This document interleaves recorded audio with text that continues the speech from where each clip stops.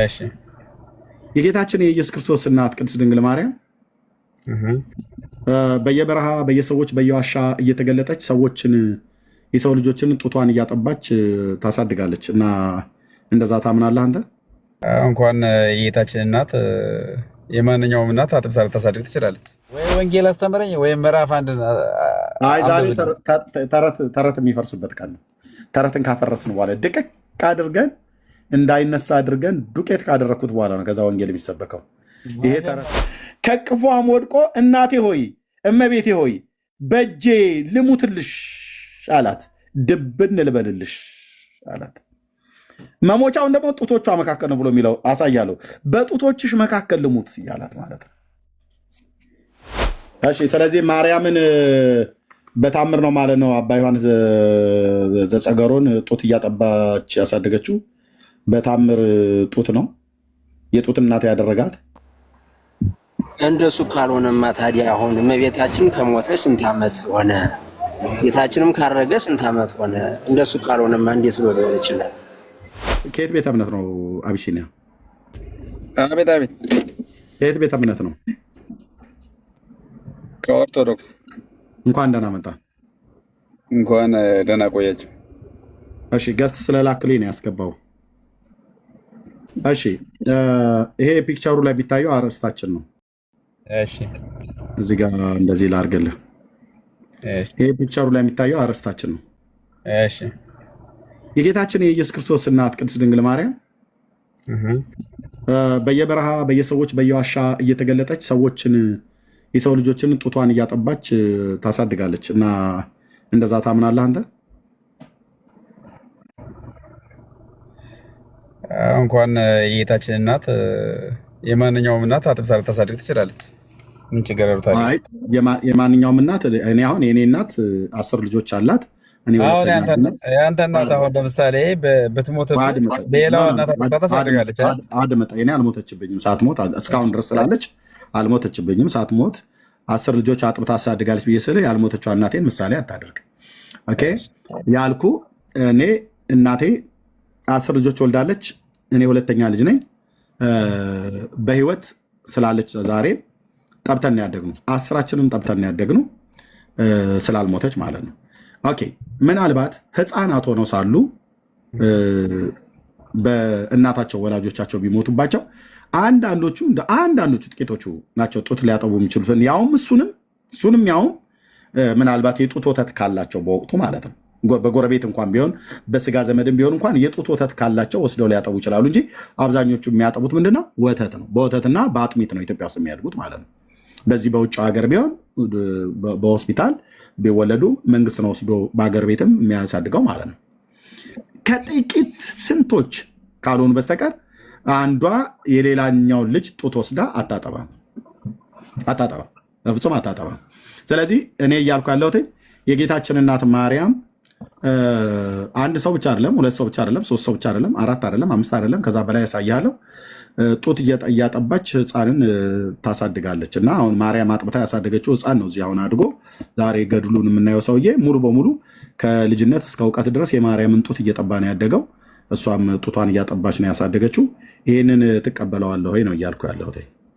ቀበለዋለሁ። ይሄን ማለት ጡቷን አጥብታ አሳደገችው የሚለው ምንም ወንጀል የለውም፣ ምንም ከምንም ጋር አይገናኝም። ከተጻፈ አዎ አንድ ነገር ላንብብልህ። ቆይ እዚህ ጋር እንደዚህ ከዚህም በኋላ በሞግዚቱ እጅ እየበላና እየጠጣ 5 ዓመት ተቀመጠ። መናገርም የማይችለው ነው። ከህፃናት ጋር ይጫወት በምድርም ይመላለስ ነበር። የ5 ዓመት ዘመን በተፈጸመ ጊዜ ወደ ገዳም መጣ። በዚያም እመቤታችን ማርያም ለተወደደ ልጇ ጡት እያጠባት አገኛት ይላል። ጡት እያጠባች አገኘት ይላል። ኢየሱስ ክርስቶስ በገዳም ውስጥ ማርያም ጡት እያጠባችው ዛሬም አለ ማለት ነው። ይሄ እንግዲህ በአቡነ ተክለ ሃይማኖት ዘመን የሆነ ነው። ይሄ ዘመን አቡነ ተክለ ሃይማኖት ደግሞ በ12ኛው በ13ኛው መቶ ክፍለ ዘመን በአፄ ገብረ መስቀል ነበር አይደል? መሪጌታ በ13ኛው መቶ ክፍለ ዘመን መሪ እንዳልሳሳት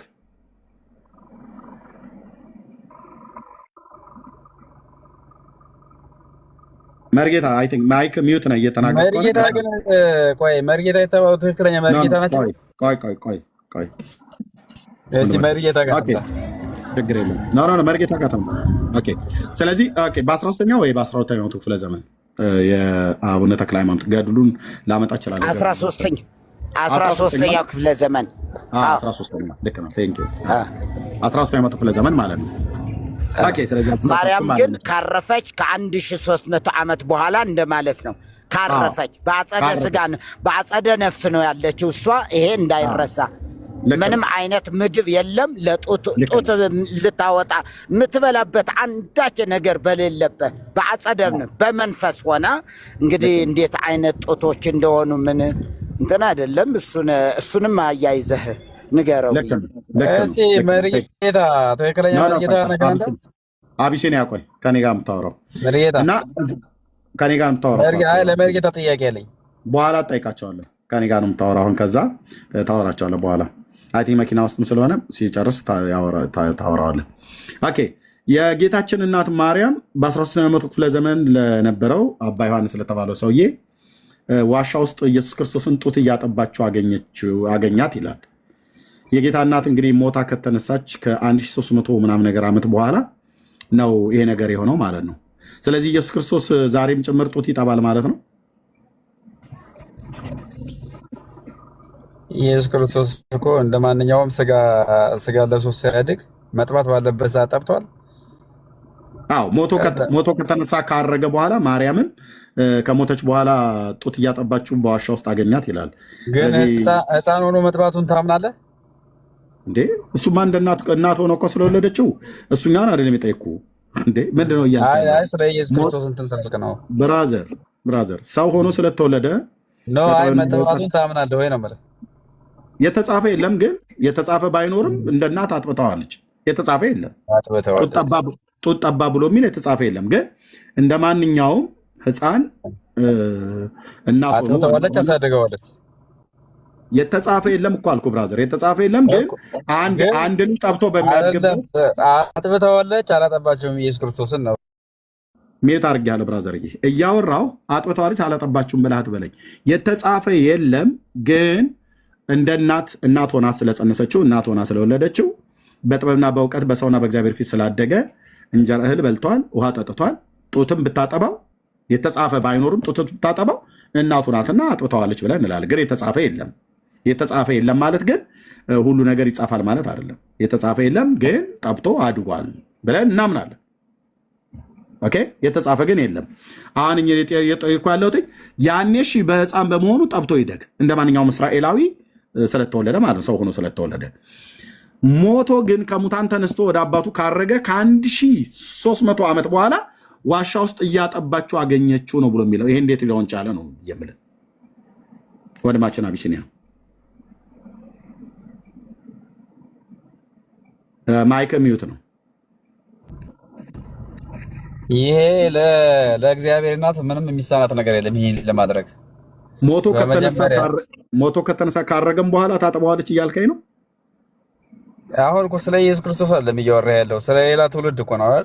ነው ስለ ኢየሱስ ክርስቶስ ነው የሚለው። ነው የ5 ዓመት ዘመን በተፈጸመ ጊዜ ይሄ ዮሐንስ የሚባለው ዘጸገሮ የሚባለው እሱ ወደ ገዳመት ወጣ፣ ሕፃኑ ማለት ነው። ከዛስ በዚያ ቤት በገዳሙ ማለት ነው እመቤታችን ማርያም ለተወደደ ልጇ ጡት እያጠባች አገኛት ይላል። ገዳም ውስጥ ማርያም ለኢየሱስ ጡት እያጠባችው አገኛት። ይሄ ልጅ የ5 ዓመት ሕፃን ሆኖ ወደ ገዳም ሲሄድ እያለ ነው።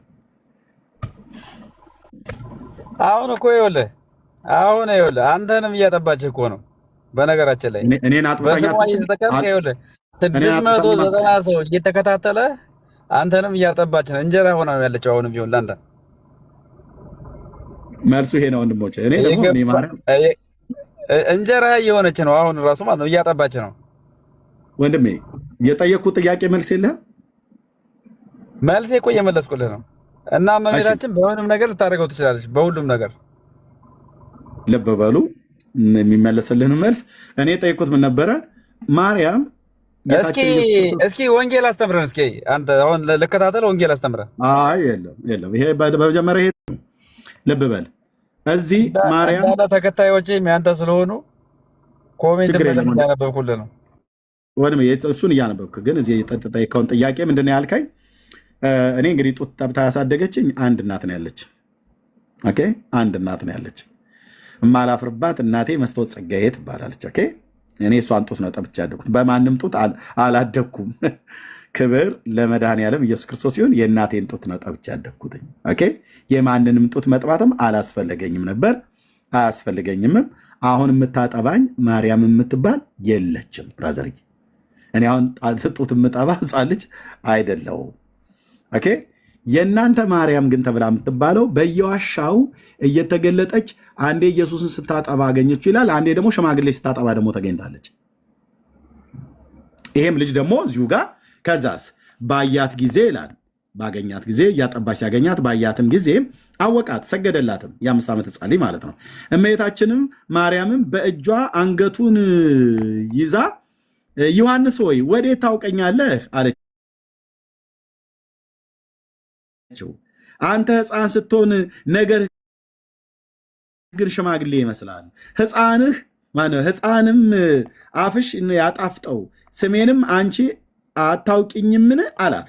እመቤታችን በተወደደ እና ባስደሰተችው ጊዜ የሕፃን ልቡ እንዳይፈራ ሳቀችለት አለች። ያው እንዳይፈራ ማለት ነው ለሕፃኑ። ከዛስ በእጇም ጠቀሰችው። አንዴ በአይኗ ምንም ጠቅሰው ባይዘው የኦርቶዶክስ ማርያም ታምረ ማርያም ላይ በአይኗ ሁሉ ጠቅሳ ይላል። እዚህ ደግሞ በእጅ ትጠቅሳለች። ጠቀሰች። ወደ እርሷም በቀረበ ጊዜ ከጡቶቿ ወተትን አጠባችው፣ መንፈስ ቅዱስንም በላዩ መላ። ጡቱን ሲጠባ ማለት ነው። የሚጠባቡበት ገዳም ማለት ነው። ምንድን ነው ያልኩት? የሚጠባቡበት ገዳም።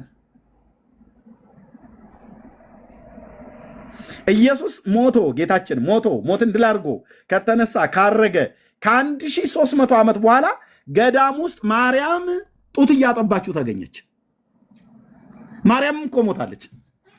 ኢየሱስም ሞቶ ተነስቷል። ማርያምም ሞታ ቀርታለች። ከሙታን አልተነሳችም ማለት ነው። እስቲ አቅም አለኝ ብሎ የሚል ኦርቶዶክስ ገብቶ ከሙታን ተነስታለች ይበል። እኔ ፊት ነው ያልኩት። ማርያም ሞታ ቀርታለች በምድር ማለት ነው። ነፍሷ ግን በእግዚአብሔር ገነት አለ። ጻድቅ ሴት ናትና ትንሣኤን ቀን ትጠባበቃለች። ሞትን ድል አድርጎ የተነሳ ከእግዚአብሔር ልጅ ከዳዊት ልጅ በስተቀር ማንም የለም። ግን ማርያም ሞታ ከተነሳ ማነው ጌታችን ኢየሱስ ክርስቶስ ሞቶ ከተነሳ ማርያም ሞታ ከቀረች ከ1300 ዓመት በኋላ ገዳም ውስጥ ማርያም ልጇን እያጠባች አገኛት። አባ ዮሐንስ ዘጸገሮ የሚባለው ከዛ እሱንም ደግሞ አገኛችሁና አጠባችሁ ጡቶቿን። ከዛስ መንፈስ ቅዱስ ሞላበት። ከዛን ቀን ጀምሮ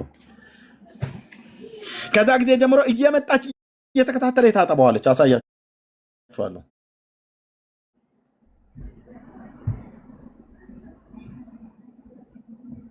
የጡት እናቴ ነው ብሎ የሚጠራት ዮሐንስ ዘጸገሮ የሚባለው የማርያምን ጡት ጠብቶ ነው ያደገው። ማን የጻፈው? የኢትዮጵያ ኦርቶዶክስ ጥንታዊት ተረታዊት ቤተክርስቲያን።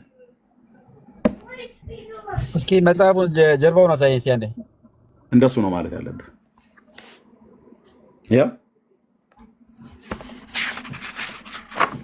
ያው አሳታሚው ጉንዶ ተክለ ሃይማኖት አንድነት ገዳም ይምራን ማተሚያ ቤት፣ ስልክ ቁጥር አለ፣ አድራሻው ይኸው ስክሪንሾት አድርገህ መያዝ ነው።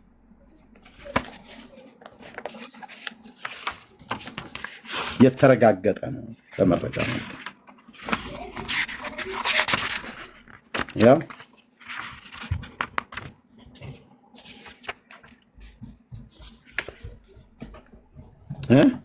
እስኪ ምዕራፍ 1 ላይ ምን ይላል? እስኪ አይ ምዕራፍ 1 እኔ አሁን መጽሐፉን ገዝተህ ብታነበው ይሻላል። አይ አይደለም፣ ከጀምረህ ነዋ፣ ከመጀመሪያው ጀምረህ ታሪኩን እያሳየሁ እኮ ነበር። ስለመጸነስ ነው እያወራን ያለ ነው። ከዛ ተጸነሰ። ከዛ ምዕራፍ 1 እስኪ ጀምረው እስኪ ምዕራፍ 1 ቆየህ ብራዘርዬ፣ ቆየህ። እኛ ከመቅድሙ ነው የጀመርነው፣ ከመግቢያው ላይ ማለት ነው። አንተ ቆየህ፣ ዘግይተህ ነው የመጣኸው። ከዚህ መግቢያው ላይ ይታያል፣ የመግቢያ ይታያል። አንድ ነፍስ አድና። አሁን አንተ እያዳንከ በዚህ ተረት አይደለም የምትለው፣ እያስተማርከን እኮ ነው አይደል? እስኪ ከመጀመሪያው ቪዲዮውን ስማው አልኩ። ቪዲዮውን ስማው ተመልሰህ አንተ ባልነበርክበት ጊዜ እዚህ የነበረ ሰው ያው ከመግቢያው ላይ ጀምረን ለኢየሩሳሌም ቅርብ በምትሆን ፍልስጤም በሚባል አውራጃ እንደተወለደ ሳሬራ በሚባል ቦታ ብሎ የሚል አለ። በመጽሐፍ ቅዱስ ላይ ግን አላገኘንም። ካገኘን አንተ ተነግረናለህ። መግቢያው ላይ እንደዚህ የተሰመረበትን ቦታ እያንዳንዱን አይተን ጨርሰን ወደዚህ ሄደን ነው ማለት ነው። ስለዚህ ማርያም ጡት እያጠባች ታሳድጋለች ማለት ነው። እናንተ ማርያም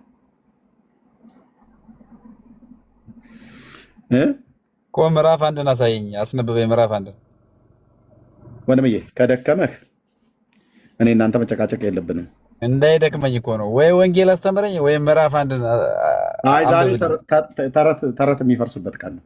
ተረትን ካፈረስን በኋላ ድቅቅ አድርገን እንዳይነሳ አድርገን ዱቄት ካደረግኩት በኋላ ነው ከዛ ወንጌል የሚሰበከው። ይሄ ተረት እያለ አሁን ምኑን ወንጌል እነግርሃለሁ። ስለዚህ ጡት ታጠባለች ማለት ነው። እሱ ሊያምነው አልቻለም። እንኳን አይደለም በየሰፈሩ በየጉራጉሩ በየጥጋጥጉ የተወለዱ ህፃናትን አይደለም ኢየሱስ ክርስቶስን እንኳን ዛሬም ታጠባዋለች ብላ የኢትዮጵያ ኦርቶዶክስ ተዋሕዶ ቤተክርስቲያን ታምናለች ማለት ነው። እኛ የምናውቀው ኢየሱስ ክርስቶስ ግን ዛሬ ጡት መጥባት አያስፈልገውም። ጡት የጠባበት ጊዜ እንደ ህፃን ስለተወለደ እንደ እናት ያጠባችበት ጊዜ መጽሐፍ ቅዱስ አጥብታለች ብሎ ባይለንም ግን እንደ እናት ስለወለደችው የጠባበት ጊዜ የህፃንነት ወራት ነበረ። ያንን ጊዜ ቢሆን እሺ። አሁን ግን ይሄ የሚናገረው ሞቶ ከተነሳ ካረገ በኋላ ነው ማለት ነው። ስለዚህ ይሄ ፖለቲከኛ ነገር ነው ትላለች።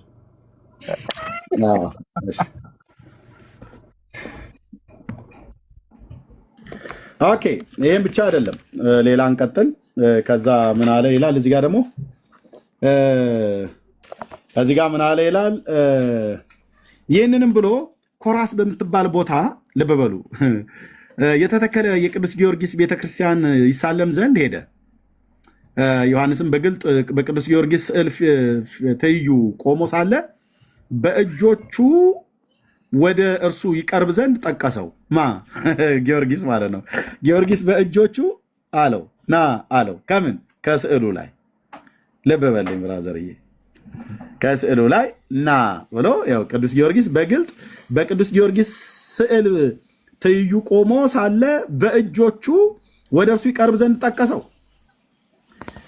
ስለ መልእክተኛ ጥሩ ስራን ሰራህ፣ እግዚአብሔር ያክብርህ። እኔም ገድልህን በእውነት በትዕግስት ትፈጽም ዘንድ ትዕቢተኞችን ሰይጣንን አሳፍርልሃለሁ።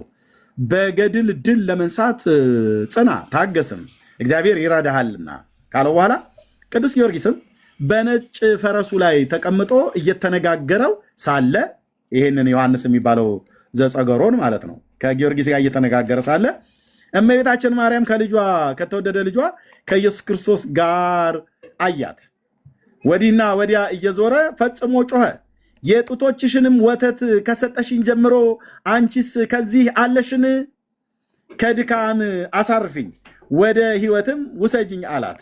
እመቤታችንም ተመልሰ ወደ አባት ቤት ሂድ፣ እንደ ዛሬው በዚያ ታገኘው ዘንድ አለችው አለችው ይላል። አየ የጡቶችሽን ወተት ከሰጠሽኝ ጀምሮ አንቺ በዚያ አለሽን አላት ይላል።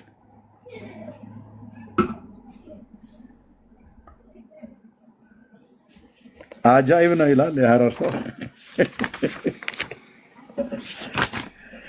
ኦኬ፣ ማንም ሰው እንዳይወጣ በር ዝጉ። ማንም ሰው እንዳይወጣ። ገና ጆሮህን ቆርጦ የሚጥል ተረቱ ላሳያችኋለሁ።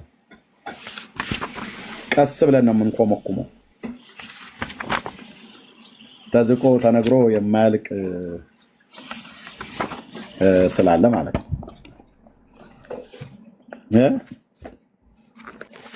ልጁ ሲጸነስ እንዳልኳቸው አባትና ሚስት አባትና እናት ተገናኙ የሚል ጽሑፍ የለም። ሳይገናኙ ነው ብሎ ይለው እና መንፈስ ቅዱስ ያደረበት ጽንስን ጸንሳለችና ነው ብሎ የሚለው።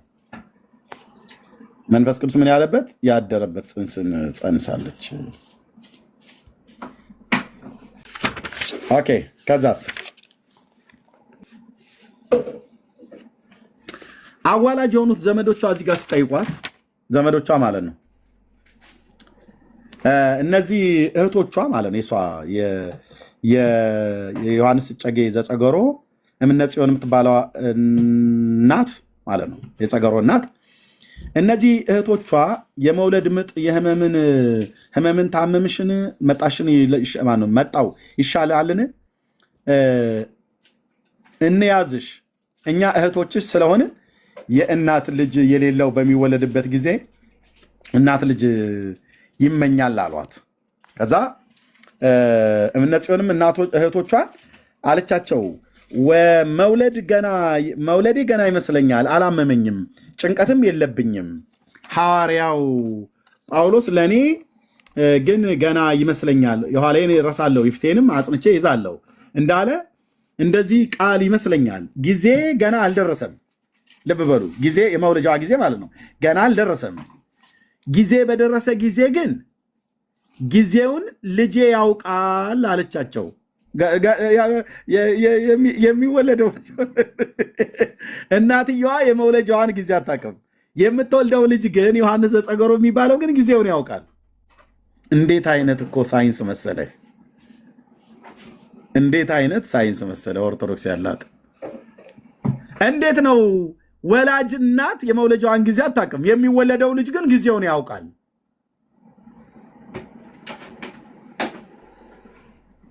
ዋት እናት የመውለጃዋን ጊዜ አታውቅም እንዴ? ገና ጊዜ አልደረሰም። ጊዜ በደረሰ ጊዜ ግን ጊዜውን ልጄ ያውቃል አለቻቸው። ለእህቶቿ ስትመልስ ገብቷቸዋል ወገኖች? ገብቷቸዋል ወይ? እናት የመውለጃዋን ጊዜ አታውቅም። የሚወለደው ልጅ ነው ጊዜውን የሚያውቀው። እናቲቱ መውለጃዋን የማታውቅ ልጅየው ግን የሚወለደው ጊዜውን የሚያውቅ በየትኛው ዓለም ነው? እህቶቼ ጥቂት ቆዩኝ፣ እንደዚህ የመውለጃዬ ጊዜ ገና አልደረሰም፣ በአንድ ጊዜ አታስቸኩሉኝ ብላለቻቸው ይላል። ምን ተሻለ? ደከማችሁ? ማን አሁን ይህን ተረት ሊያስተባብል የሚችል? እናት እንኳን የመውለጃዋን ጊዜ አታውቅም ማለት እንደዛ ነው ወገኖች።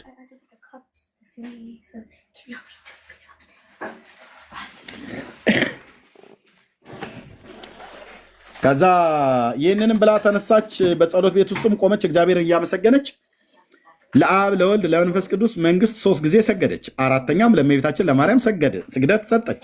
አምስተኛም ማያዊ የሚሆን የእግዚአብሔር ልጅ በተሰቀለበት በመስቀል ችንካር ሰገደች። በኦርቶዶክስ ስላሴ 5 ናቸው ብለን የምንለው 5 ስግደት ይሰግዳሉ። ይኸው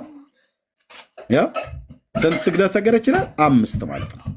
ያው አምስተኛም ማያዊ የሚሆን የእግዚአብሔር ልጅ ለተሰቀለበት ለመስቀሉ ችንካር ሰገደች።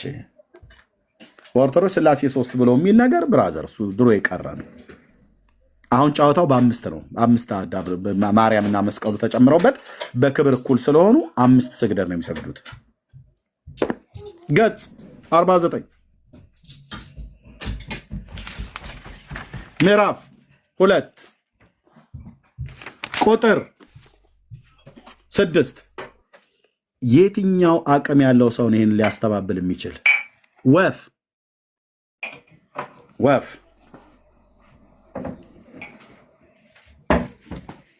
አንድ እስቲ ይሄንን ቃል መጥቶ ውሸታም አንተ የማይለው ነው እንደምትለው ብሎ የሚል አንድ አልኩ። አንድ በመብራት ፈልግ፣ እዚህ ፕላኔት ላይ አታገኝም። እዚህ የምናመጣው መረጃ የለም። አንተ ተደብቀ የምታነበው የሌሎነ መጽሐፍ ነው ብለህ እንዳትል፣ ይኸው ካሜራ ከፍቼ ነው ማለት ነው። 5 ስግደት ይሰግዳሉ። ከዛስ ልጁ ተወለደ። እዚህ ጋር ከዚህም በኋላ ትጨነቅ ዘንድ ይላል ህመም ያዛት። እነዚያ እህቶቿ ቀረቡ። ያን ጊዜ ዮሐንስ የተባለ የበኩር ልጇን ወለደች። ከባሏ ሳትገናኝ ወለደች። ከባሏ ሳትገናኝ ጸነሰች። ከባሏ ሳትገናኝ ወለደች። የፊቱ መልኩና የአፉ መቀልጠፍን ባየች ጊዜ የመልአክን ነገር እጅግ አደነቀች ይላል። የአፍ መቀልጠፍ ማለት ምን ማለት ነው? መናገር ነው አይደል የቻለው?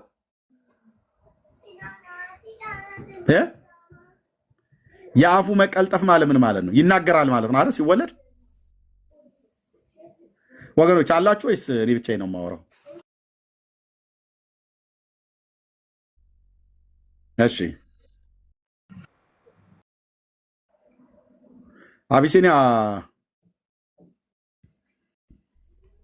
እሺ ወገኖች የአፉን መቀልጠፍ ባየች ጊዜ ማለት የመልአክን ነገር አሰበች ይላል። ወንድምነት አለ ዳንዬ፣ የአፍ መቀልጠፍ ማለት ምን ማለት ነው?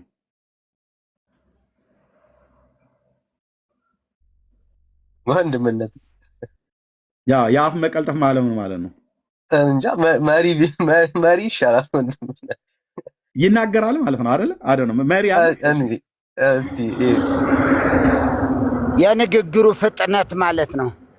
ይናገራል ማለት ነው። የአፍ መቀልጠፍ ማለት ይናገራል ነበር ማለት ነው። የአፉን መቀልጠፍ ወዲያውኑ ቀልጣፋ እንደማለት ነው አይደል? አዎ ቀልጣፋ ማለት ፈጣን እንደማለት ነው። አስተካክሎ የሚያወራ አፈ ቀልጣፋ የሚባል ማለት ነው።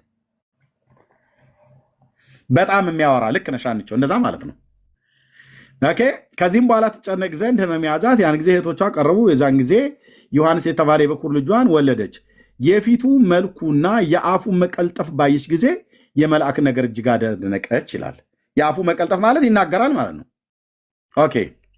ገጽ 63 ቁጥር 40 ላይ ሂድልኛ ኤርምያስ።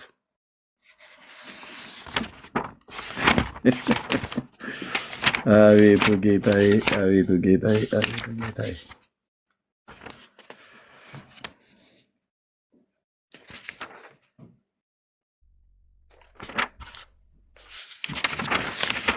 ኦኬ። ገጽ 63 ቁጥር 40 ላይ እዚህ አፉ ቀልጣፋ ነው፣ የመናገር ችሎታው በጣም ፈጣን ነው እየተባለ ነው።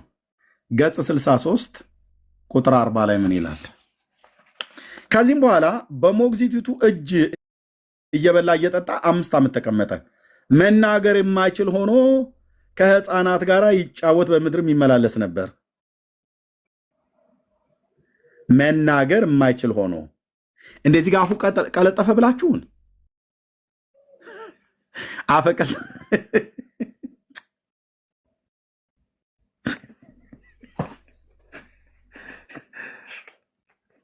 ይኸውልህ አንድ ሰው እንኳን ሊመልሰው ቀርቶ አይደለም እንዳይደፍረው አድርጌ ነው የምናገረው። ይህን መጽሐፍ እያንዳንዱ ገድል ድርሳን ላይ አንድ ሰው እንዳይተነፍስ አድርጌ ማለት ነው። በ12 ቁጥር ምስማር መቃብሩ ላይ ሐውልቱ ላይ ጽሑፍ ጽፌ ነው ማልፈው። እዚህ ጋር ምን አሉን? የአፉን መቀልጠፍ የመናገር ችሎታው ማለት ነው። ገጽ 51 ቁጥር 11 ላይ እዚህ ደግሞ 5 ዓመት እስኪሆነው ድረስ መናገር የማይችል ሕፃን ሆኖ ከሕፃናት ጋር ይጫወት ነበር፣ በምድር ይመላለስ ነበር ይላል። የትኛው ነው ትክክል? ልጁ ይናገራል፣ ልጁ አይናገርም። ልጁ አንደበቱ ቀልጣፋ ነው፣ እዚህ ጋር ደግሞ አንደበቱ አልተፈታም፣ መናገር አይችልም። ዚስ ኢዝ ኦርቶዶክስ ይላል ኤርሚያስ።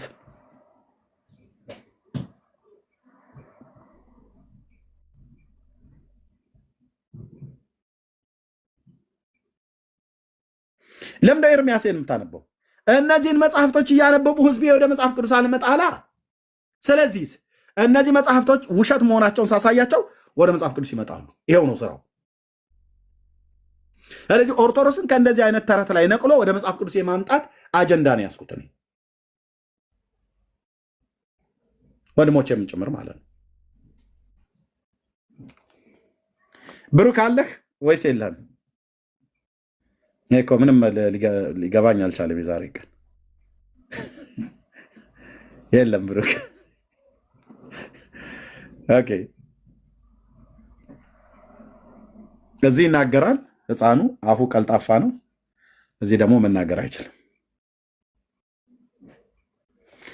እንዲህ አይነት ጦርነት ነው የገጠመን። የዓለም ብርሃን የሆነ ብፁዕ ዮሐንስን ከወለደች በኋላ ባሏ መጣ ይላል።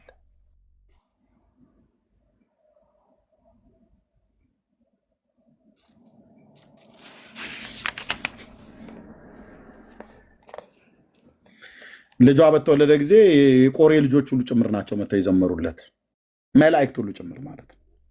ካህናት ሁሉ በማህሌት ሌሊቱን ሁሉ ሲዘምሩ አደረ።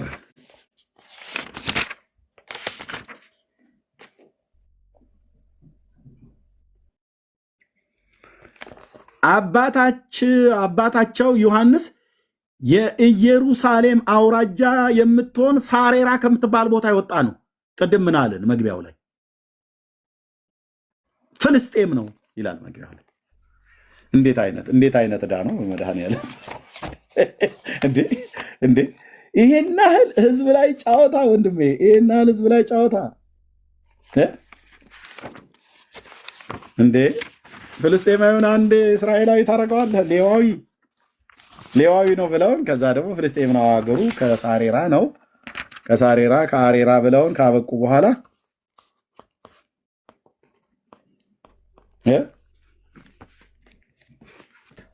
አባታቸው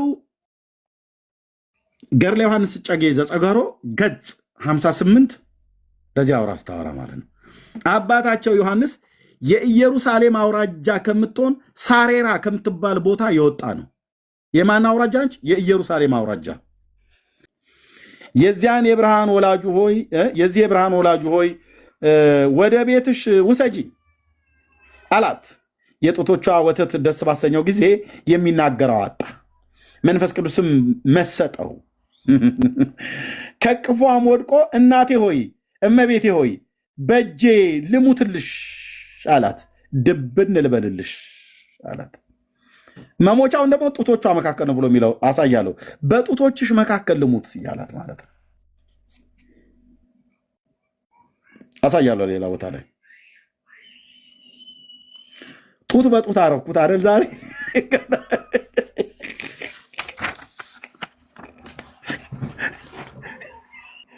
የትም አትሄዱ፣ ጡት በጡት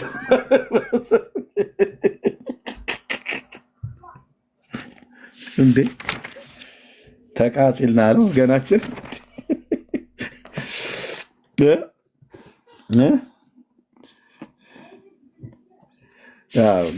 ገና ታያለህ ገና ማለት ነው። መልአኩ ገብርኤል ተገለጠለትና ለአባ ዮሐንስ ዘጸገሮ ገጽ 73 ምዕራፍ 9 ከቁጥር 8 ጀምሮ ማለት ነው። እንቀጥላለን፣ ይነበብልሃል። ኦኬ። አባ ዮሐንስም ይህንን አምላካዊ ምስጢርን የሚናገር የእግዚአብሔር መልአክ ቅዱስ ገብርኤል በብሩህ ደመና ተጭኖ መጣ። የእግዚአብሔር ወዳጅ ዮሐንስ ሆይ ፍቅር፣ አንድነት ለአንተ ይገባል አለው። መልክህ ሕፃን ሲሆን ነገርህ የሽማግሌ ነገር ይመስላል። በልጅነትህ የመንፈስ ቅዱስን ስራ ትናገራለህ። ለመሮጥ ልጅ፣ ለመምከር ተግሳጻዊ አረጋዊ ነህ። ለተግሳጽ አረጋዊ ነህ ካለ በኋላ ነገር ግን አለው መልአኩ ሳትወለድ ምግባርህ የበዛ ሆንክ። መርጌታ ኧረ ጉድ ነው እኮ ኧረ ጉድ ነው እንዴ! ሰው ሳይወለድ ማህፀን ውስጥ ምን ገበያ አለ እንዴ? እዛ ገዳም አለ እንዴ? በጣም የሚገርም ነገር በእውነት ያሳዝናል እኮ። አንድ ሰው ዛሬ እንዳይወጣ፣ አንድ ሰው ይህን ቤት ለቆ የሚወጣ ሰው ካለ በእውነት አስራለሁ፣ ገዝታለሁ። አንድ ሰው እንዳይወጣ ደከመኝ ብሎ ማለት ነው። ተርዝጉ። የቤተክርስቲያኒቱ ጉድ እንደዚህ ነው የሚሆነው ማለት ነው። ሳትወለድ ምግባር የምታበዛ ሆንክ አለው።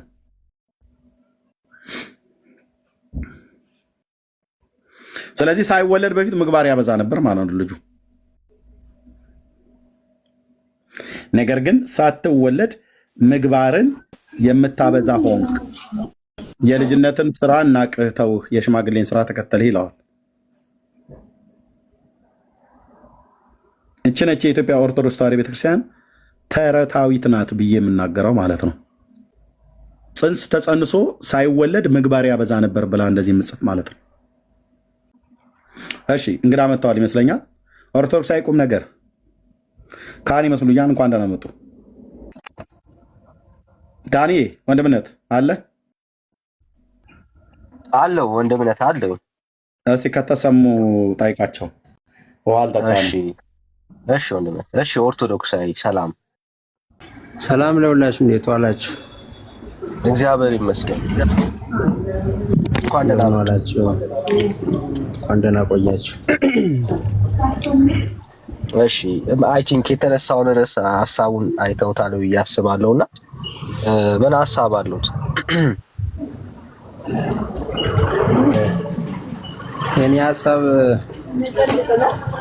አጋጣሚ ጡቷን አጠባሽው የሚለውን እያነበብኩ ነበርና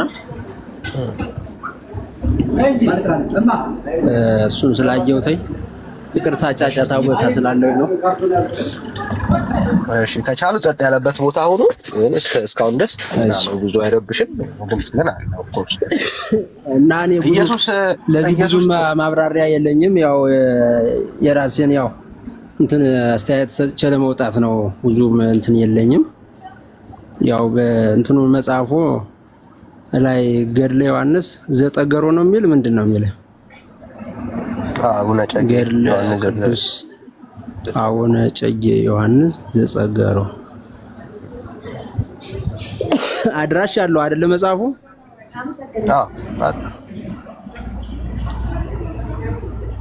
በግል ነው የታተመው በማይበር ነው የሚለው? እስቲ እሺ ቆይ መልካም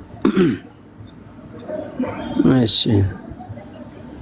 ተርጓሚ መጋቢ ምስጢር ፍሬ ስብሐት ዱባለ ሰተመ ከፋፋይ ተገሎ ዮሐንስ ህንጻ ሰሪ ኮሚቴ ዲያቆን ዮሐንስ አለመ መንገሻ ኮምፒውተር ይመጻፍ ዲያቆን ዮሐንስ አለመ።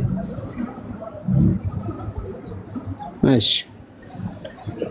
አይቼዋለሁ። በእርግጥ ያው መጽሐፉን እኔ ብዙም ያው ያላየ እንትን አላልኩትም። ደግሞ ማይተም አለው። እኔ ገድሉን አላነበብኩትም። በጥቅሉ ያለ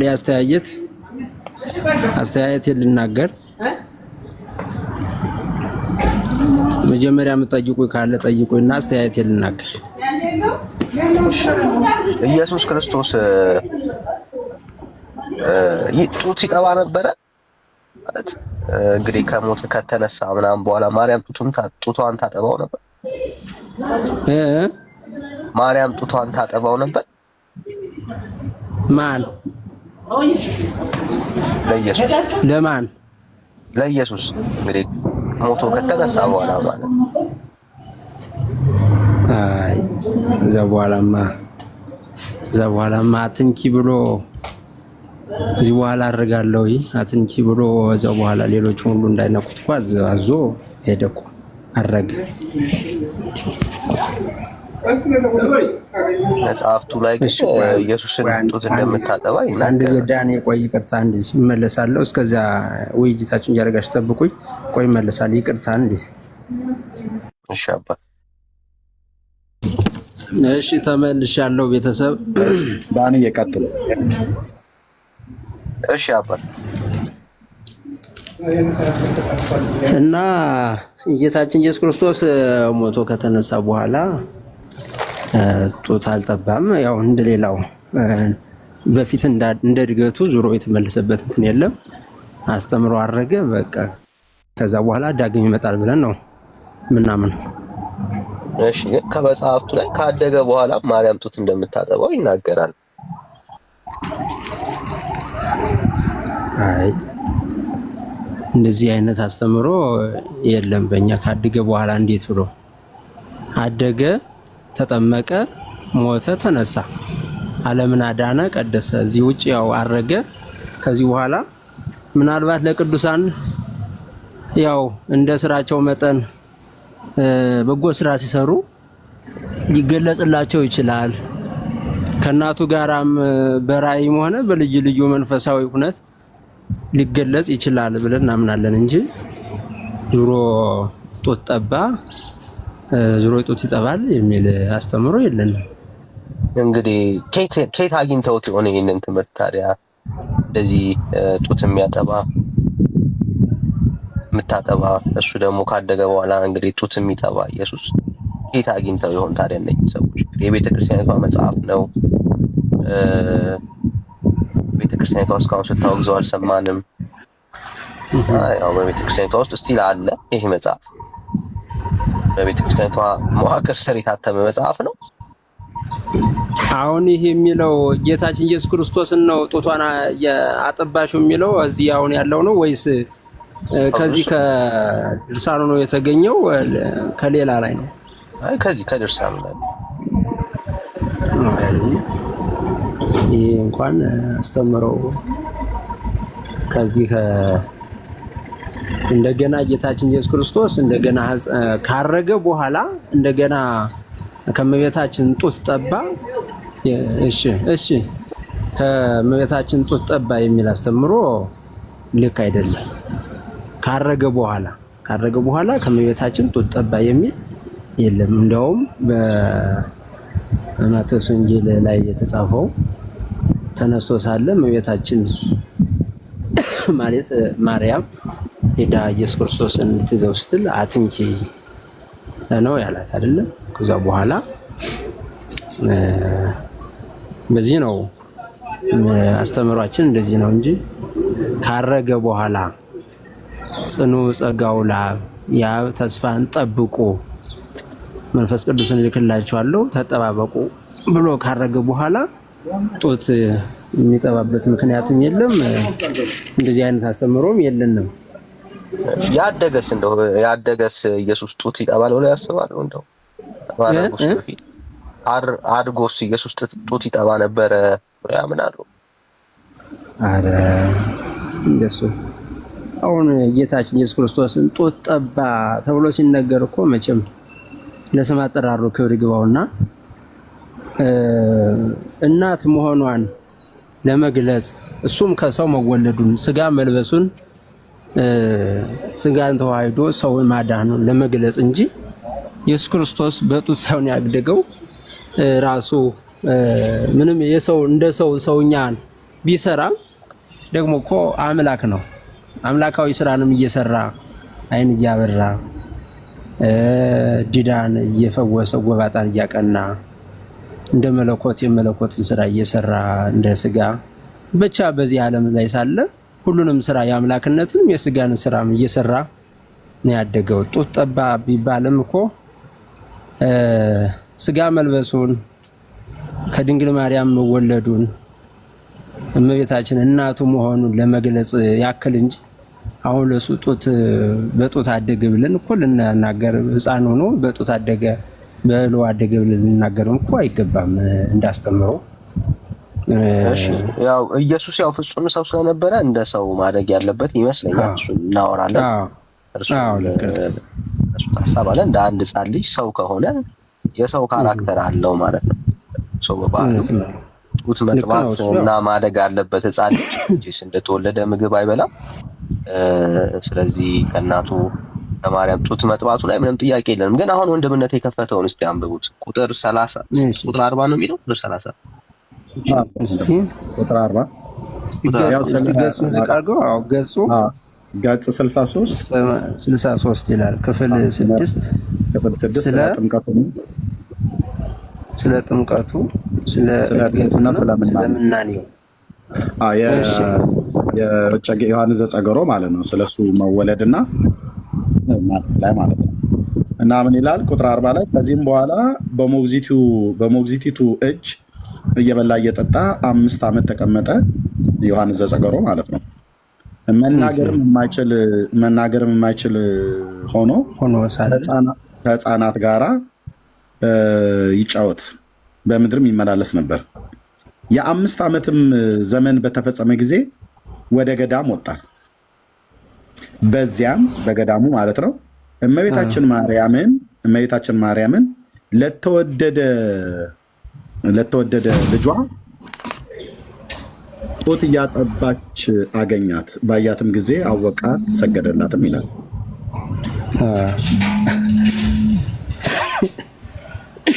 ያው ምናልባት አሁን ይሄ ወንድምነት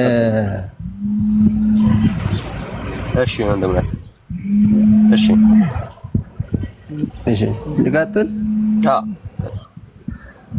አሁን ይሄ አገላለጽ አሁን ጡት እያጠባች አገኛት እንደገና ኢየሱስ ክርስቶስ ወደ ዓለም ተመልሶ በምድር እየተመላለሰ እሷም ከሞት ተነስታ እንደዚህ አይነት ሳይሆን ምናልባት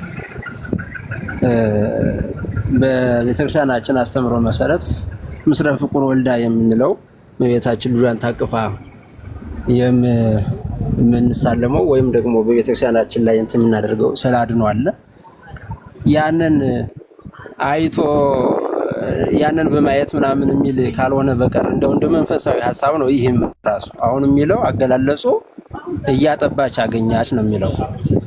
ነገር ግን እያጠባች አገኛች ሲል ምናልባት ያንን ጡት እያጠባች ያለውን ስላድኖ በዛ መሰረት በዛ እይታ አያት ለማለት ተፈልጎ ካልሆነ በቀር እሳቤው ይሄ አሁን እንደ ስጋ ሐሳብ ወይም እንደ በዚህ እኛ እንደምናየው እንደምንናገረው በግልጽ እመቤታችን ከሞተች ስንት ዓመት ሆኗል? ይሄ ድርሳን እንግዲህ እንትን ካለ ደግሞ ጌታችን ኢየሱስ ክርስቶስም ሞቶ ተነስቶ አርጓል።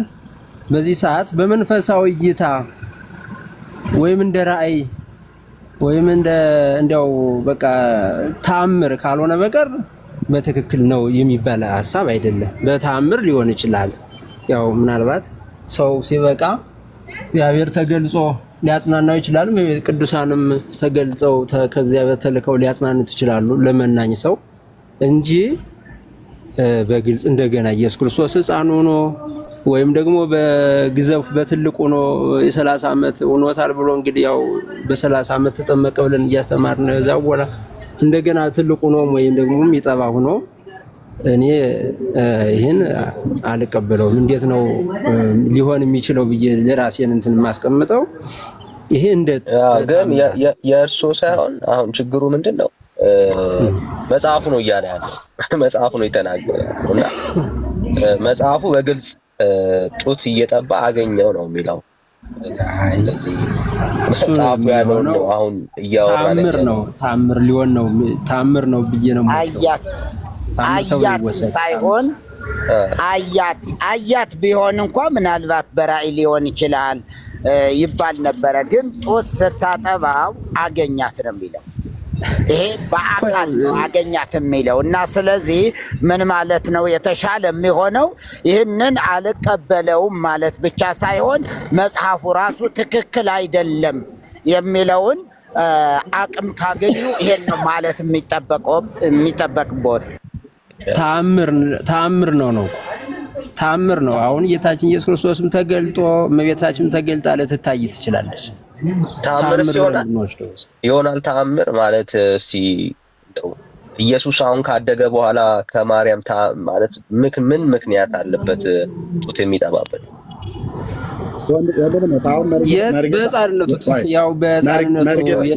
ምስለ ፍቁር ወልዳ ያለውን ብንወስድ ለዛ እንጂ መርጌታ ያለው ቃል በጣም ወሳኝ ቃል ነው። ልብ በሉ። አያት ቢሆን በራእይም በህልምም እንደው ታይታው ነው ተብሎ ሊባል ይችላል። ጡት እያጠባች አገኛት ነው ብሎ የሚለው ስላገኛት ባያትም ጊዜ አወቃት ሰገደላትም ይላል። አግኝቷት ተአምር ነው። ተአምር ብለን ነው ታዲያ ተአምር ነው አይደል? ነው አንወስደውም። ተአምር ነው ብሎ አይደለም። በዚህ በገድላት ውስጥ እኮ ይቅርታ ያው ቃል ላይ እንትን አልኩ እንጂ ያው ገድላትንና ድርሳናትን ስንመለከት ተአምር ነው ብለን ካልወሰድነው በቀር ብዙ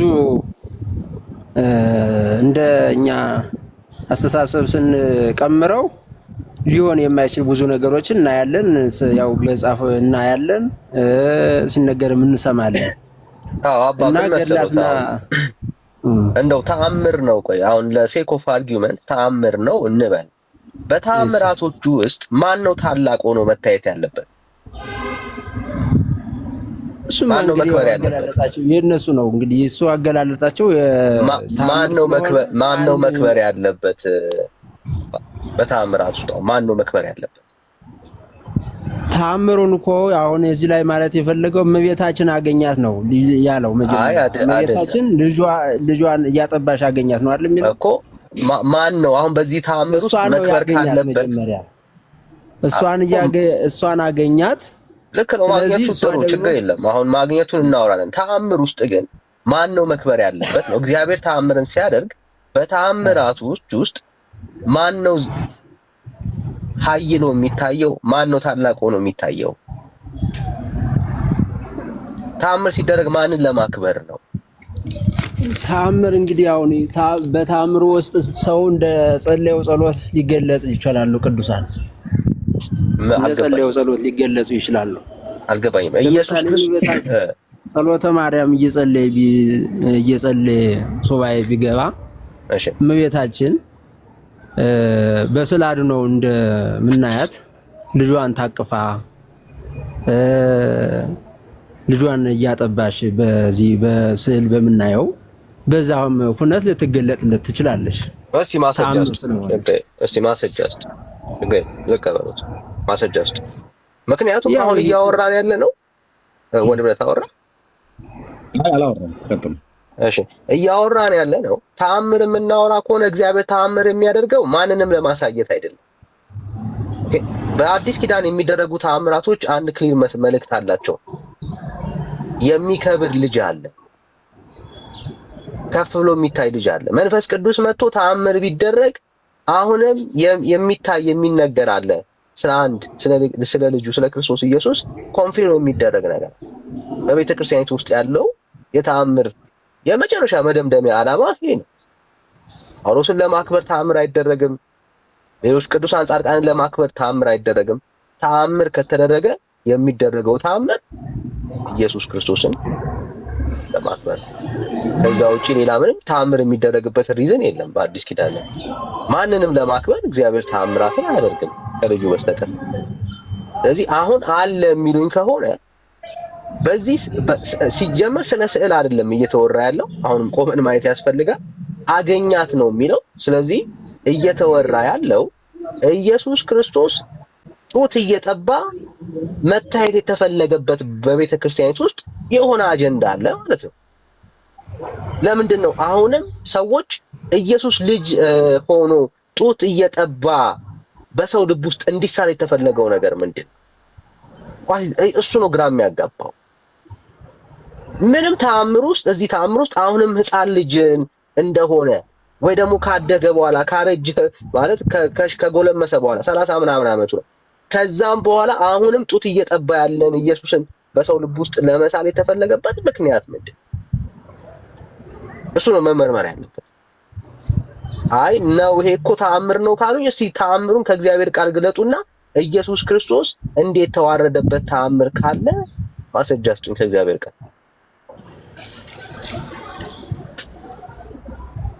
ይህ እኮ ተዋረደበት ሳይሆን እመቤታችን ልጇን እያጠባሽ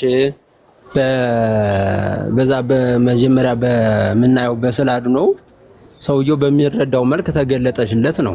ሌላ ምንም አዲስ ነገር የለውም እኮ።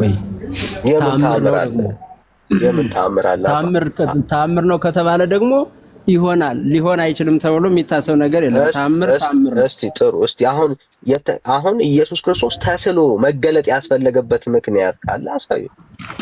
ዛሬም ጡት እየጠባ ተስሎ መገለጥ ያስፈለገበት ምክንያት እኮ ሰው አንብቦ ከሚረዳው ይልቅ በሚያው እንዲያምን ነው። ስዕሉ ያስፈልጋል። ማስረጃ እንግዲህ መቼስ የኢየሱስን መገለጥ አይደለም የምናወራው። እስቲ በአዲስ ኪዳን ውስጥ ኢየሱስ ክርስቶስ እንደዛ ተስሎ የተገለጠበት ቦታ፣ በማርያም እቅፋት ውስጥ የነበረበት ቦታ መቼስ ለኦርቶዶክስ ብቻ አይደለም መገለጡ የሚመጣው አይደል?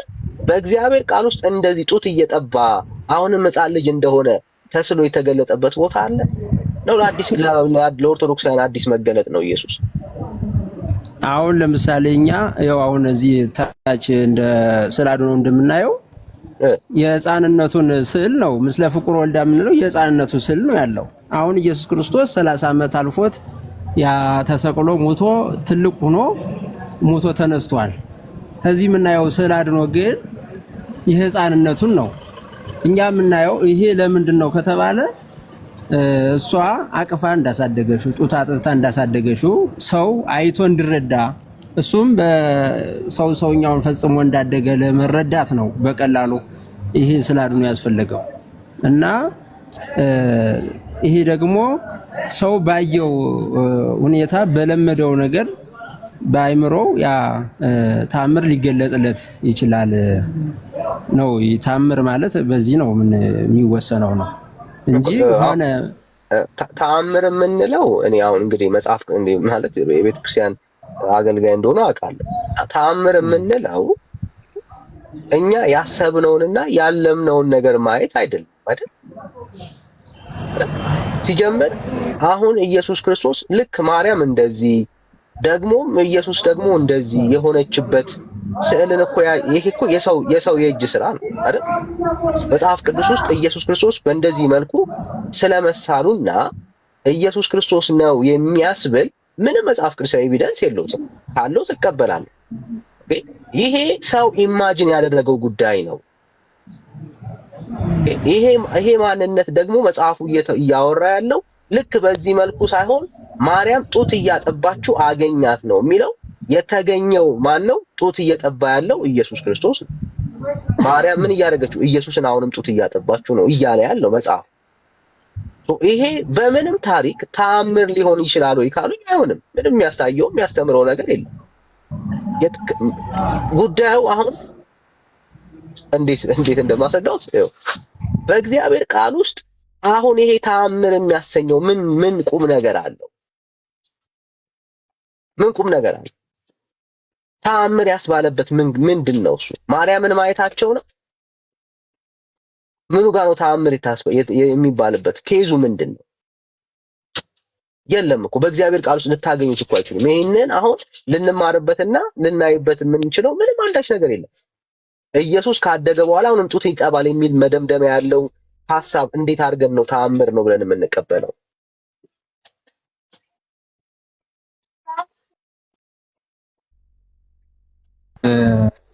ዳንያውን ኦኬ፣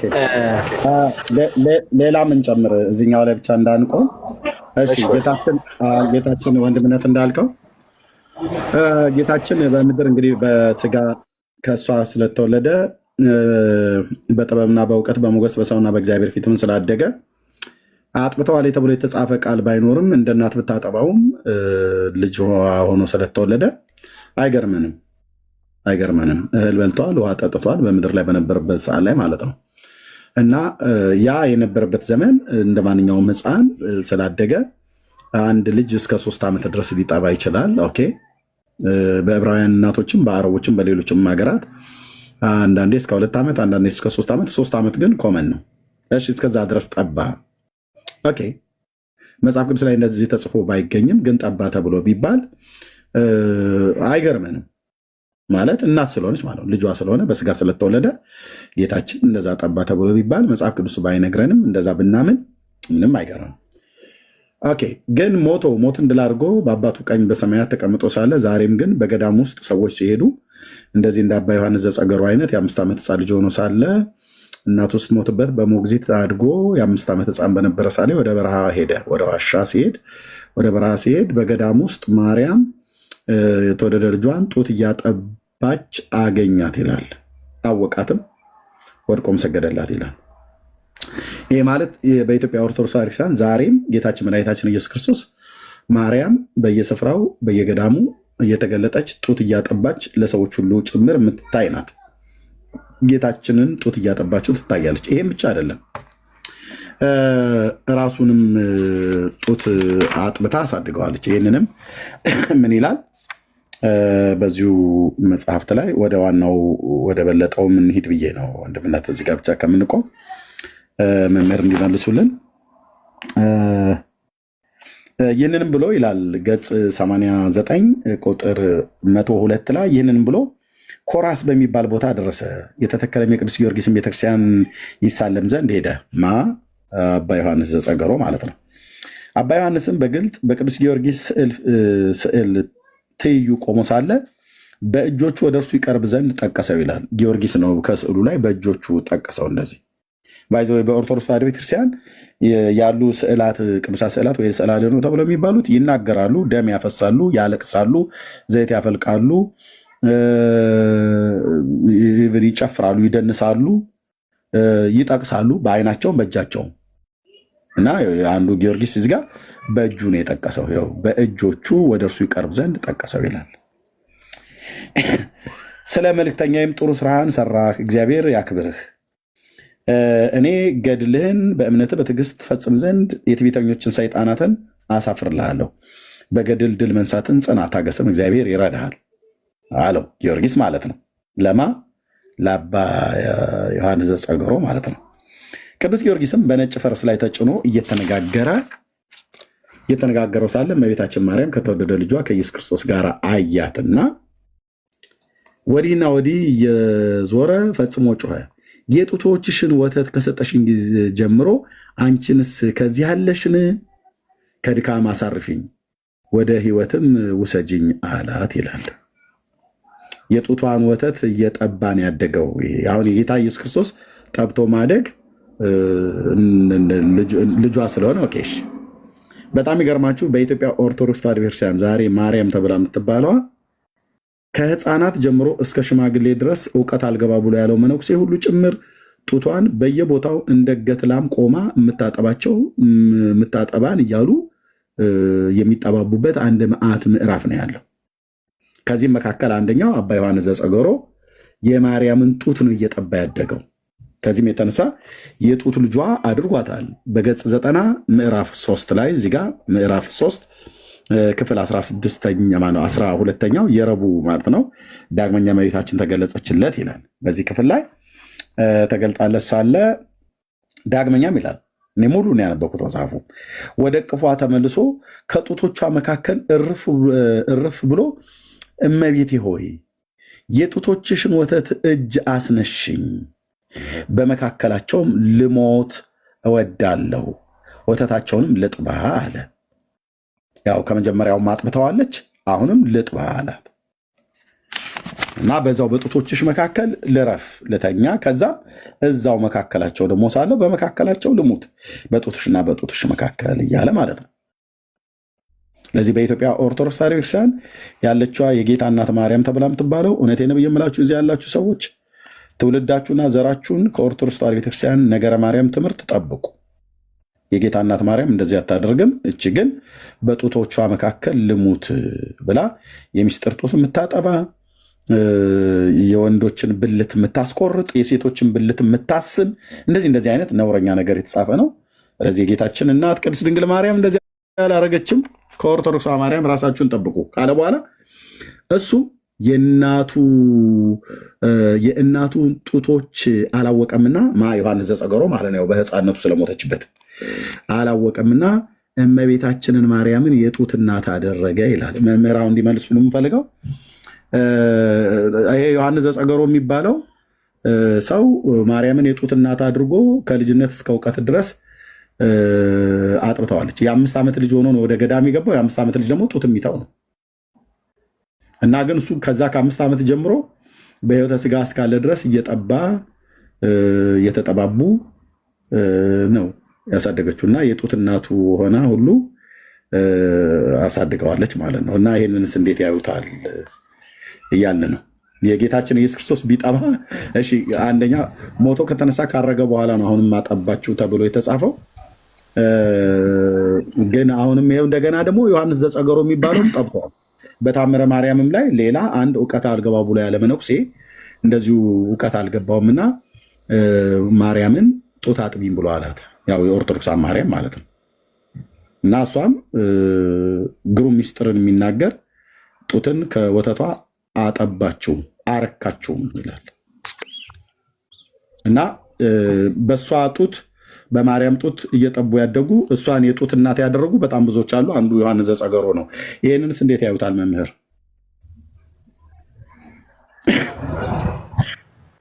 እንግዲህ ያው ወንድማችን አንዳንድ ጊዜ ያው ስትናገር መቼም አስተምሮ ስለሆነ አንተ ያለውን የዛኛውን አስተምሮ ከጥያቄ ጋራ መልስ ካለው መልስ ምላሽ ከሌለው ደግሞ አስተምሮ ስለሆነ እያደረክ ያለው አነጋገሩን ግን ብታስተካክል መልካም ነው ባይ ነኝ። ለምሳሌ ቅድም በተናገርካቸው በኦርቶዶክሳውያን ያሉ ስለ አድኖች ይጨፍራሉ ይደንሳሉ የሚለውን ብታርም። ምክንያቱም አንተ ይዘው ያለው አስተምሮ ነው እንጂ የሌላን እምነት የመንቀፍ ጉዳይ አይደለም ባይ ላይ አይጨፍሩም። በዚህ አንድ ነገር አይጨፍሩም። የሚጨፍርና የሚደንስ ስለ አድኖ የለንም።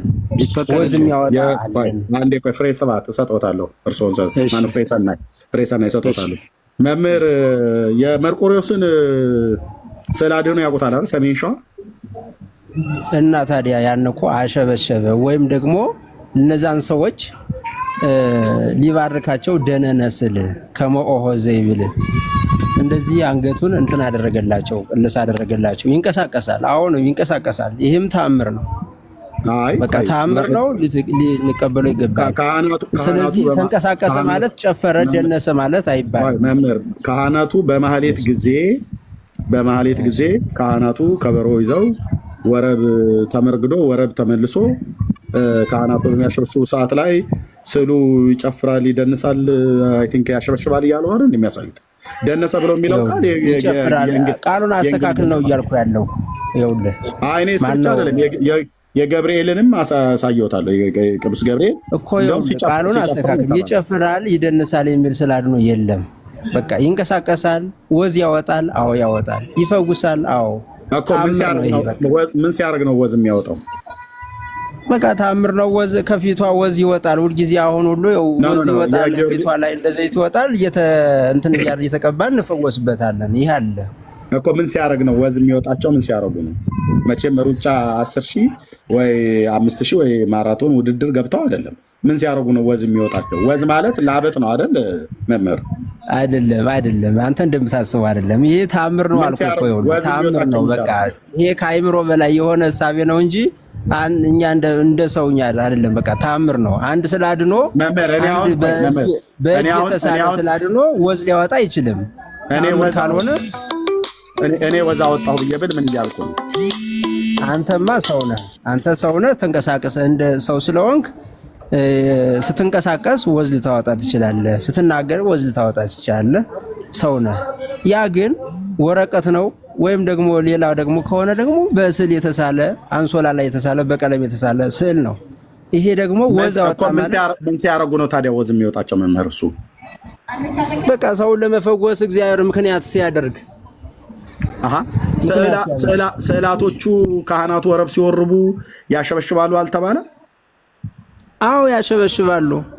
የገብርኤል ትከሻው እንደዚህ ሲነቃነቅ ይታያል ተብሎ በቤተክርስቲያን እኮ ተነግሯል አይደል? ወዴት ያው ትከሻው ምን ሳይሆን እውነቴን ነው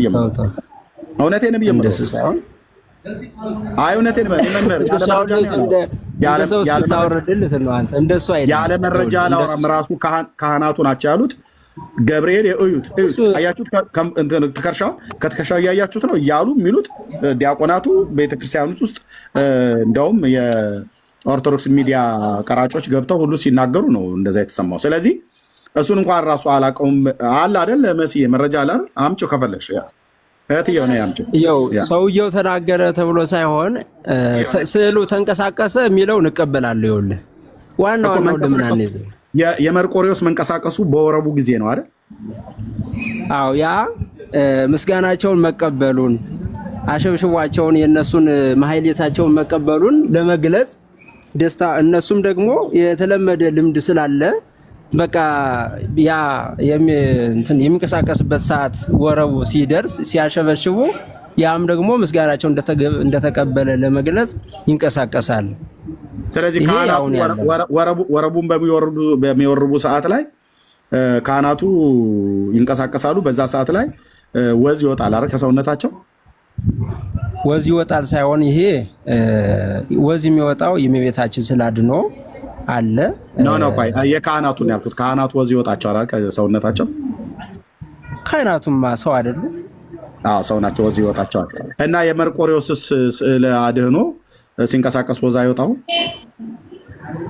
ወዝ ይወጣው የሚል አልሰማውም። ደነነ ስል ከመኦሆ ዘይብል ወይም ተንቀሳቀሰ እሺ እንደማለት እንደዚህ ተቀብያቸዋለሁ እንደማለት አንገቱን ነቅነቅ አደረገ የሚል ነው ያለው። እንግዲህ ተጽፎ ያለው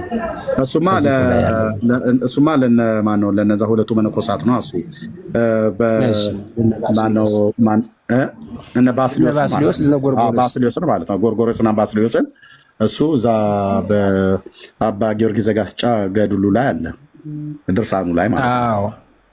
እና ይህን አሁን ደነነ ስዕል የሚለውን ሲያሸበሽቡ እነሱ ሲያሸበሽቡ ከዚህ ወዴት ነው? ወደ ደብረ ብርሃን ወደታች ያለው ነው። ሂዶ ማየት ነው። በቃ እንዴት ይሆናል ከማለት ሂዶ ማየት እኮ ይቻላል እኮ። ምን ችግር አለ? አይ አይተነዋል እኮ በቪዲዮም አይተነዋል። እኛ እዛም ድረስ መሄድ አይጠበቅብንም፣ ግን ሄደን አይተነዋል። ኤኒዌይ ዘይት ያፈልቃሉ፣ ወዝ ያወጣሉ፣ ወተትም ያፈልቃሉ። ያውቃሉ አይደል? ወተት ስለሚያፈልቁ ነው ጡት እንደውም እና አባ ጊዮርጊስ ዘጋስጫ ሁሉ ከስዕሏ ነው ጡት የጠቡት አይደል?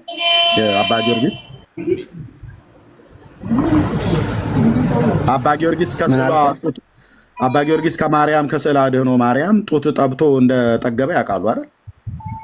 አይ እንደሱ ሳይሆን ይሄ ጡት የሚባለው አሁን ለሌሎች ሰዎች እንደዚህ ከመቤታችን ጡት ጠቡ የሚለው የጌታችን ኢየሱስ ክርስቶስ ጠብቶት ያደገውን ሀሊበ ድንግልናን ሳይሆን የፍቅር የጸጋ ነው ቤተክርስቲያናችን ብላ የምታስተምረው። ይሄን አይነት ጌታችን ኢየሱስ ክርስቶስ የጠባውን ሀሊበ ድንግልናን አይደለም። እዚህ ላይ ያው ከጡቷ እኮ ወተት ጠባና አጠገባ ነው አጠገበችው አረካቸው ይላል እኮ የጡቷን ወተት። ይሄ የፍቅር የጸጋ ነው። የፍቅር የጸጋ ነው። የፍቅር የጸጋ የሚባለው እንደዛ ነው። የፍቅር የጸጋ የሚባል ወተት አለ፣ የጡት ወተት። ያው እንግዲህ ሰው ሲወድ የጸጋን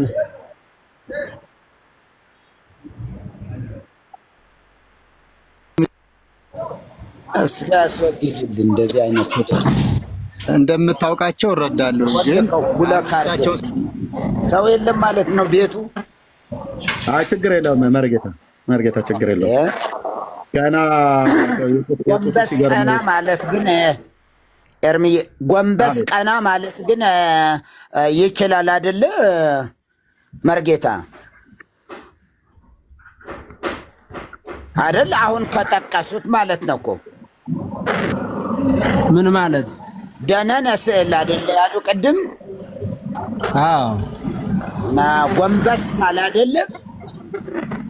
አይደለም እንደሱ አላልኩም እኮ። ይወጣ አሁን ሻሽቦታቸውን እንደቀበል ቀደም እኮ አሉ ሻሽቦታቸውን ሲቀበልላቸው ደነነ ስዕል ብለው ሲዘምሩ ይንቀሳቀሳል ስዕሉ አልኩኝ። ይሄን ደግሞ ሄዳችሁ ማየት ይቻላል። ስዕሉ ነው እኮ ደነነ የሚለው አይደለም እንዴ እኮ ያነ ይሄ አሁን ደነነ ስዕል ብለው ሲዘምሩ እነሱ ካህናቱ ደነነ ስዕል እያሉ ያንን ለነ ባስልዮስ እና ጎርጎርዮስ የተደረገው ታምር እያሉ ሲዘምሩ ሲያሸበሽቡ ስለ አድኅኖ ይንቀሳቀሳል። አሁንም ይንቀሳቀሳል። እንዴት እንደሚንቀሳቀስ ይሄ በአካል የሚደረግ ስለሆነ ሂደው ማየት ይችላሉ። መሪ ቆመስ አይተነዋል እንዴት እንደሆነ ምስጢሩ። አሁን እዚህ አደባባይ አሁን ሳልናገር በኋላ ልናገረው እችላለሁ። ግን እርሶም እንዳሉ ጸለዩ ባስልዮስ ወጎርጎርዮስ ሀበ ስዕሉ ለቅዱስ መርቆሬዎስ አለ አይደል? ባስልዮስ እና ጎርጎርዮስ ወደ ቅዱስ መርቆሬዎስ ስዕል ጸለዩ። ሀበ ስዕሉ ወደ ስዕሉ ጸለዩ።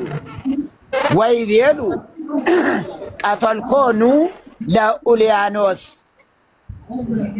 ኡልያኖስን ገደልከውን አሉት። ደነነ ስዕል ከመ ኦሖ ዘይብል ወተፈስሑ ባስልዮስ ወጎርጎርዮስ ደነነ ስዕል ከመ ኦሖ ዘይብል። አዎ እንደማለት ምን አለ? ጎንበስ አለ። ከዛ ወተፈስሑ አለ። ስዕሉ ነው አይደል? ውጤቱ ወተፈስሑ ቆይማ ወተፈስሑ ባስልዮስ ወጎርጎርዮስ የሚል ጎርጎርዮስና ባስልዮስ ወደ ስዕሉ ጸለዩ። ከዛስ ቀተልኮኑ አሉ። ገደልከውን ገድለኸዋል ወይ ሲሉት ደነነ ስዕል ከመ ኦሖ ዘይብል። አዎ እንደማለት ደነነ ጎንበስ አለ ይላል። ጎንበስ አለ። ስዕል እንደዚህ ጎንበስ ቀና ይላል ወይ ነው። አሁን በእርግጥ እንደሚታወቀው በኦርቶዶክስ ቤተክርስቲያን እንባዋን አፈሰሰች፣ ደም አለቀሰች፣ ምናምን ወተት ጠጣች፣ እንዲህ አይነት ነገር አለ። ከለሯ ተቀያየረ፣ እንደዚህ አይነቶች አሉ። ግን ይህን እንዲህ አይነቶቹን አይ ትክክል አይደለም ብለን ብንሄድ ለእግዚአብሔር ቃል ታማኞች ብንሆን ለእግዚአብሔር ቃል ሐዋርያት ለተሰውለት አዩ ቤተ ክርስቲያን ለተመሰረተችበት የሰበከችው ለዚያ ወንጌል ታማኞች ብንሆን ጥሩ ነው።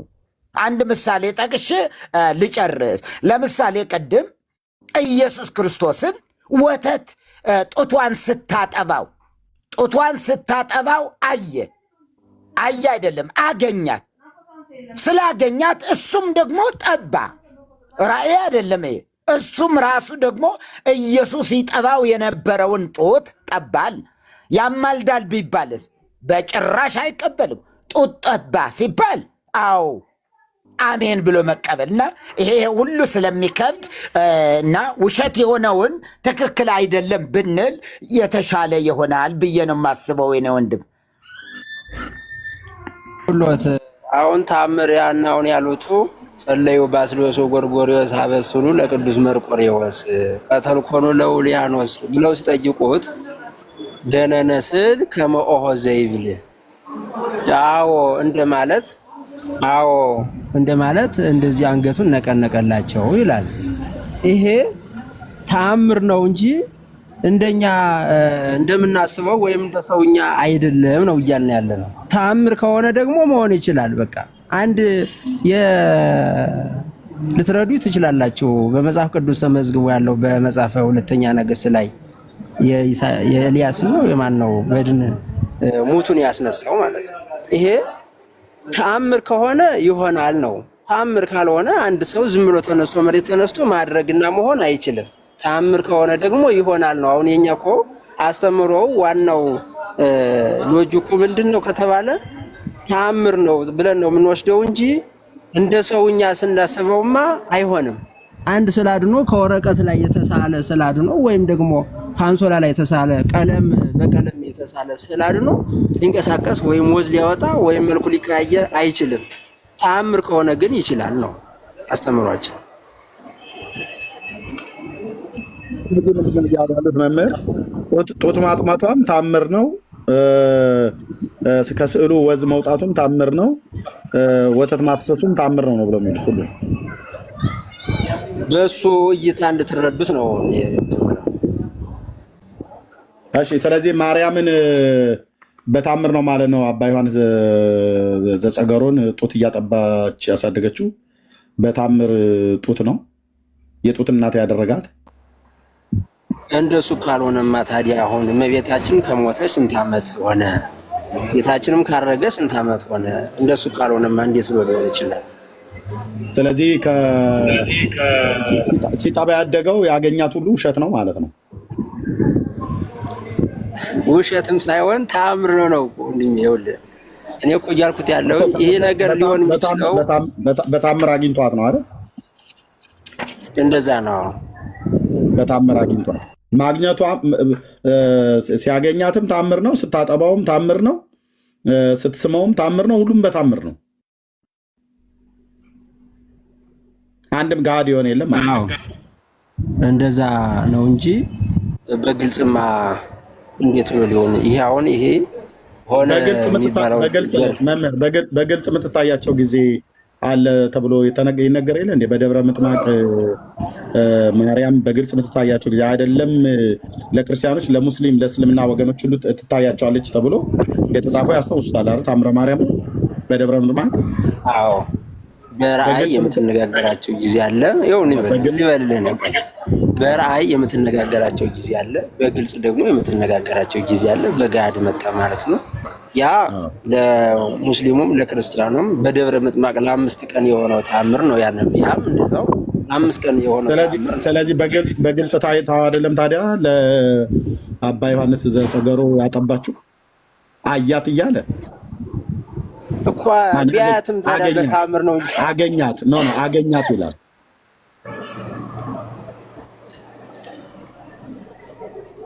አገኛት ይላል። ያገኛት በታምር ነው አይሉም። በአካል ነው ያገኛት። ወደ ገዳሙ ሄዶ ነው ያገኛት። ገዳም ውስጥ በራእይ አይደለም ያያት፣ በአካል ነው ያገኛት። ስታጠባ ነው ያገኛት። እሱም በአካል ጠባ።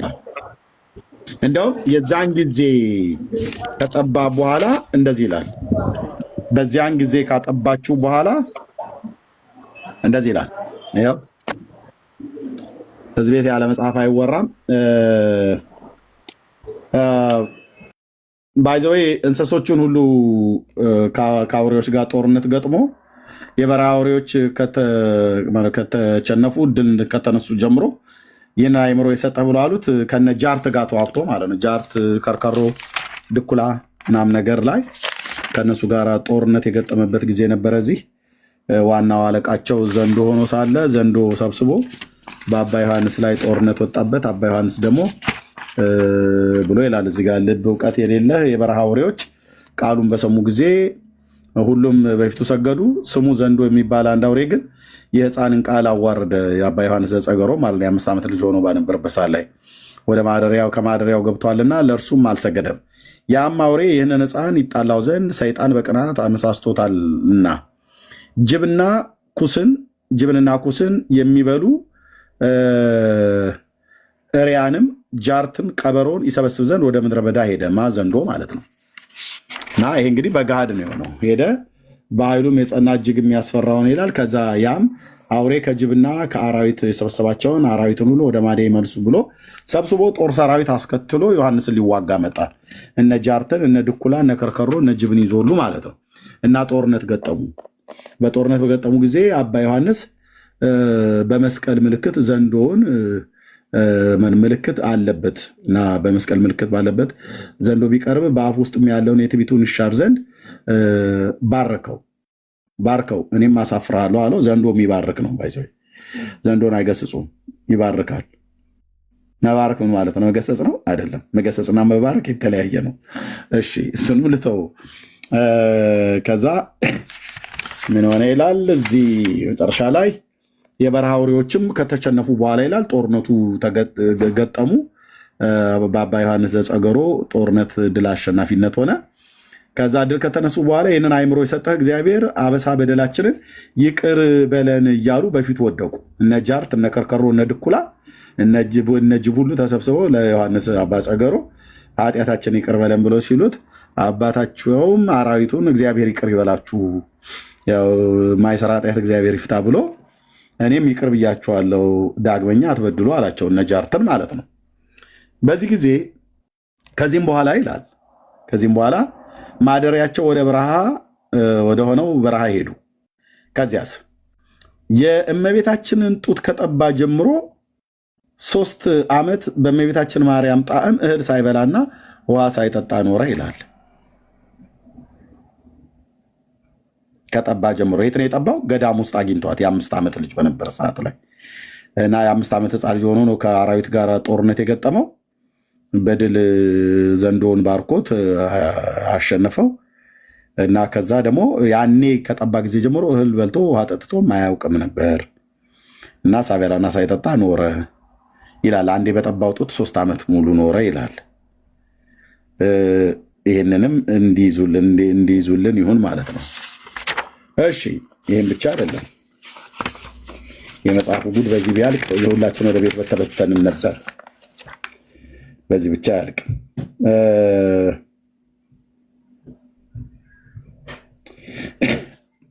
በዚህ ታምር ላይ ሊቀ ነቢያት ሙሴን ያው ያውቁታል መምህር። አለቱን ሲመታው ምን ነበር የፈለገው መምህር? ሊቀ ነቢያት ሙሴ አለቱን በመታው ሰዓት ላይ ምን ነበር የፈለገው?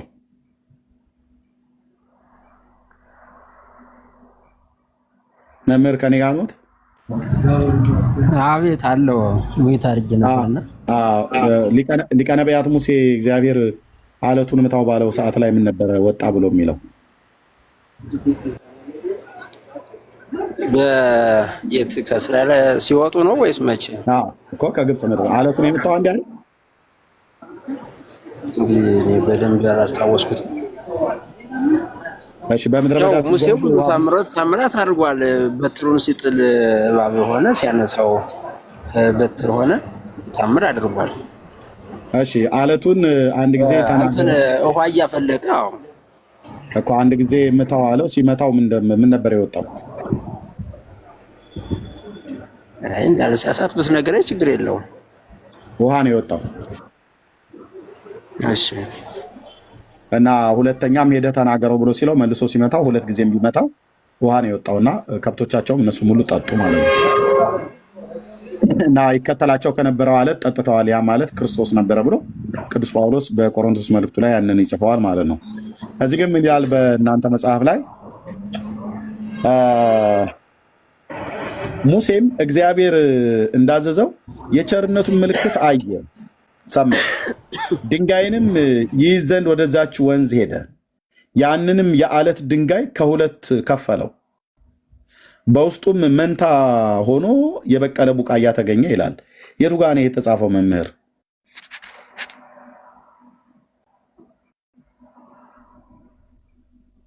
ይሄን እኮ ራሱ እንትኑ ጸሐፊው ስላለ መጠየቅ አድራሻውን አስቀምጧል። መጠየቅ ይቻላል። እኔን ተወይ ነው። አይ ጸሐፊው አለው ነው። እሺ ይሁና አለች አሉ ከበሮ ይላሉ የሀገራችን ገበሬዎች ሲተርቱ። ይሁን እንዘለዋለን። ውሃ ነው ፈለቀ ብሎ የሚለው የአምላክ ቃል፣ እዚህ ግን ቡቃያ ተገኘ ይላል። ቀጥሎ ቀንበጥና ጫት ሊሉን ይችላሉ። እንግዲህ ጸሐፊውን መፈለግ ነው። ጸሐፊዋ ግን የኢትዮጵያ ኦርቶዶክስ ተዋሕዶ ቤተክርስቲያን ገዳሙ ነው የጻፈው። ገዳሙ ነው ጸሐፊው። የኢትዮጵያ ኦርቶዶክስ ተዋሕዶ ቤተክርስቲያን ነች። መምህር ጥሩ ማምለጫ ይዘዋል። ይሄ ይበል የሚያሰኝ ነው። እንደዚህ ጥፍ ብሎ መሄድ ምን ይባላል? አልጨረስኩም መምህር እያልጨረስኩም ቆይ አልጨረስኩም። ተአምር ነው።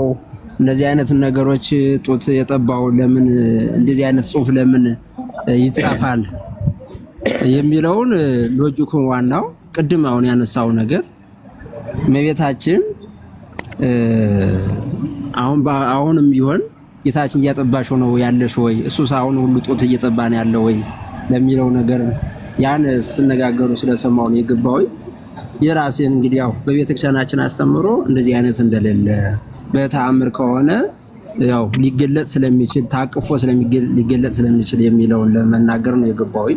እንግዲህ ያው ብዙ ሰዓት ቆይቻለሁ። አንድ ጥያቄ ልጠይቆትና እግዚአብሔር ያክብርልን እንኳን ደህና መጡ። አንድ ጥያቄ ልጠይቆትና የመጨረሻ ይሁን።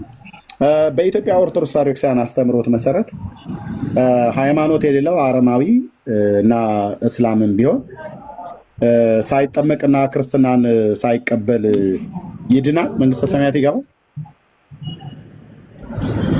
እሱን ደግሞ መጽሐፍ አይቼ ብመጣ ይሻላል። አይ እንዴ ለዚህ ምን ማየት ያስፈልገውታል? አንድ በኦርቶዶክስነት አስተምሮት በአምስቱ አዕማደ ምስጢር አስተምሮት መሰረት በቤተክርስቲያኒቱ አበይት በተባሉ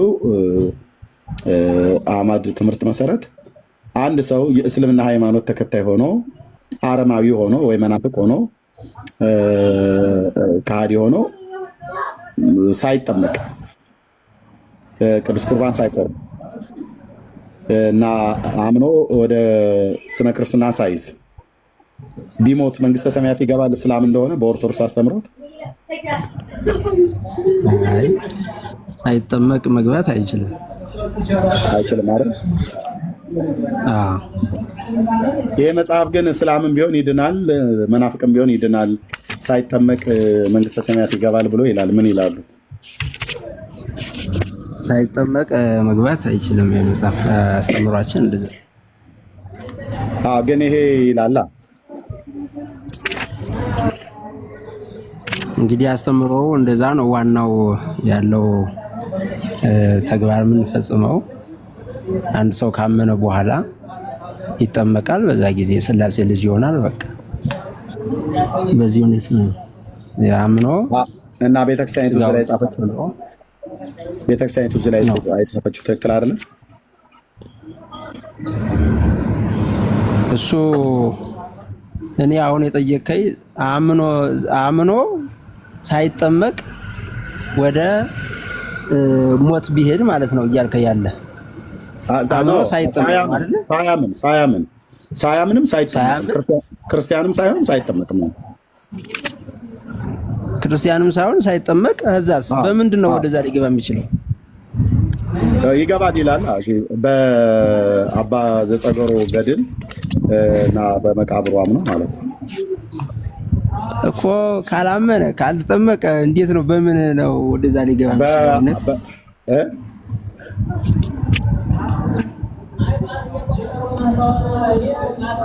በዮሐንስ ጸገሮ ገድል አምኖ ነው።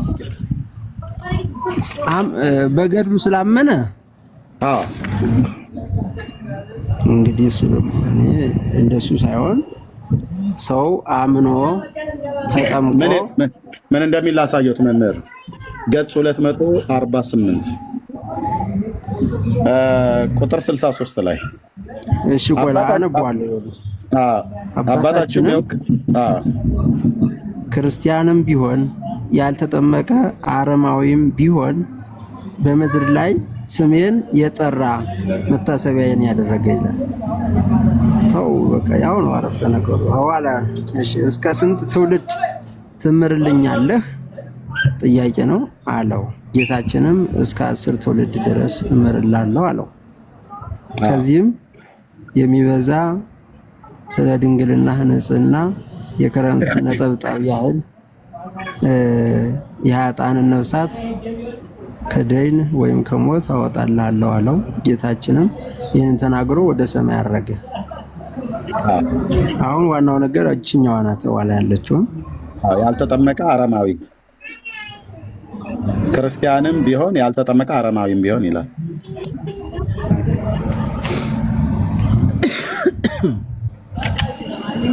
እንደዚህ አይነት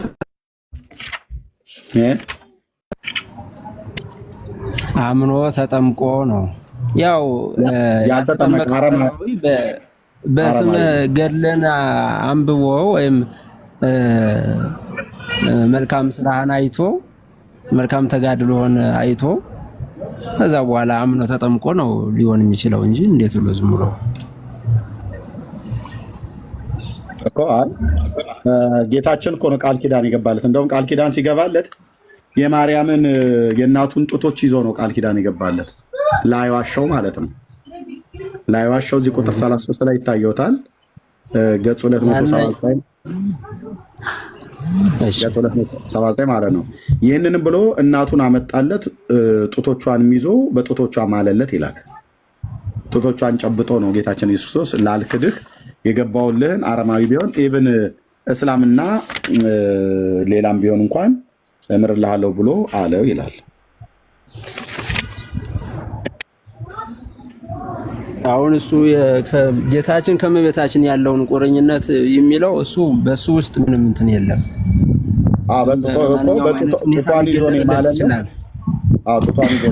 ሁኔታ ሊገለጥለት ይችላል የእሱን ሳይሆን አሁን ያንኛውን ግን የምነግርህ ሰው ካላመነ ምናልባት በገድሉ በሱ ስራ አምኖ ተጠምቆ ከዛ በኋላ ሊገባ ይችላል። የሱን ስራ አይቶ የዮሐንስ ስራ መልካም ስራ አይቶ ተጋድሎን አይቶ የእምነት ጽናቱን አይቶ አረማዊ የሆነ ሰው አምኖ ተጠምቆ ሊገባ ይችላል እንጂ ያንን አይቶ ካልተጠመቀ ምኑን የሱን ስራ ምኑን ተቀበለው? ምኑን ይቀበለዋል? ስለዚህ አረማዊም ቢሆን እስላምም ቢሆን ይድናል አይደል?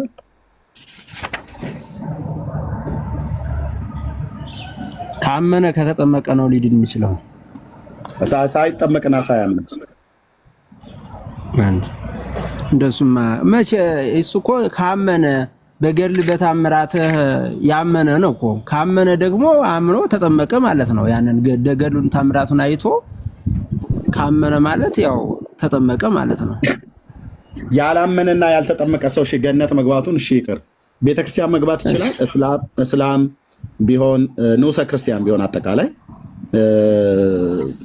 ቤተክርስቲያን መግባት ይችላል። ሰው እስላም ሳይጠመቅና ሳያምን ቤተክርስቲያን መግባት ይችላል። በኦርቶዶክስ ሃይማኖት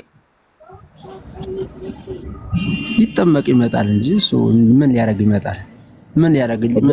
መግባቱ መውጣቱ እኮ አይደለም ትርጉሙ እኮ።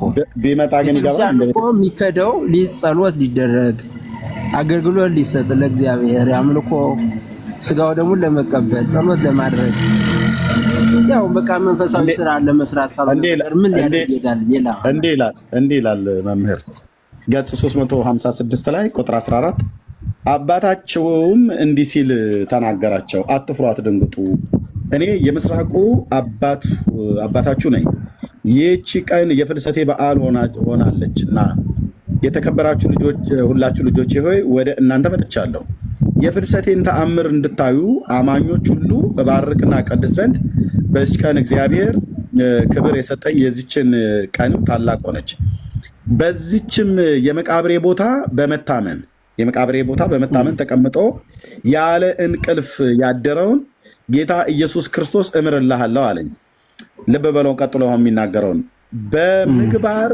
በምግባር ወንጀለኛ የሆነ ክርስቲያን ቢሆን ውሻና ነጣቂ ተኩላም ሙስሊምና መናፍቅም ቢሆን ከትእዛዜ የራቁ የክርስቲያኖችና የእስላሞችን ነፍስ ሁሉ እምርልሃለሁ አለኝ ይላል። ይህንንም ብሎ ከሱ ተሰወረ ይላል። እስላሞችም ቢሆን ይማራሉ፣ መንግስተ ሰማያት ይገባሉ። መናፍቅም ቢሆኑ ይማራሉ፣ መንግስተ ሰማያት ይገባሉ። በምን ነው ማመን የሚጠበቅባቸው? በክርስቶስ ኢየሱስ በጌታችን ከቅድስት ድንግል ማርያም ሰው ሆኖ መወለድ ብቻ አይደለም ማመን የሚጠበቅባቸው በዘርአ ብሩክ የመቃብር ቦታ ማለት በዮሐንስ ዘጨጌ የመቃብሩ ቦታ ማለት ነው። የእስላሞችም ነፍስ ሁሉ እምርልሃለሁ አለኝ ይላል። እስላሞች ሁሉ ይማራሉ። በአብ ወልድ መንፈስ ቅዱስ ማመን አይጠበቅባቸውም። በኢትዮጵያ ኦርቶዶክስ ተዋሕዶ ቤተክርስቲያን አስተምሮ መሰረት ማለት ነው።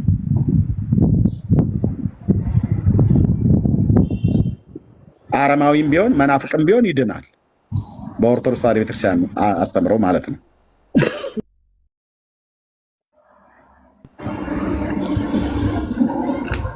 መምህር ይሰማል። በደንብ ለመሰማት የተነጋገርነው ዙሮ ያው ቅድም የተነጋገርነው ነገር ነው። ሰው የቅዱሳን ስራ አሁን ይገላት በአጠቃላይ በእኛ ቤተክርስቲያን አስተምሮ መሰረት ገላት ድርሳናት ለሰው ልጅ አራያ ማንን ታደርጋለህ ተብሎ አንድ ሰው እንትን እንደሚባለው ለዛ ሰው ለበጎ ስራ የሚነሳ ለጸሎት ሙስሊሞችም ቢሆን እኮ የሙስሊም ሰዎች ነፍስን እምራለሁ ብሏል ጌታችን። ጡት ይዞ ነው ጡቱን የእናቱን ጡት እንደዚህ ይዞ ነው የማለለት፣ በጡት ነው የተማለለት መጽሐፋችን እንደሚናገረን። ስለዚህ በመሐላ ውስጥ ሙስሊምም ቢሆን መናፍቅም ቢሆን ከትእዛዜ የራቁ ክርስቲያኖችንና የእስላሞችን ነፍስ ሁሉ እምርልሃለሁ አለኝ። ይህንንም ብሎ ከእሱ ተሰወረ ይላል ጌታችን። አይዋሽም አይደል? እሺ ብሩኬ ወንድምነት ቀጥል። ጥያቄ አለኝ እያለ ነው ከላይ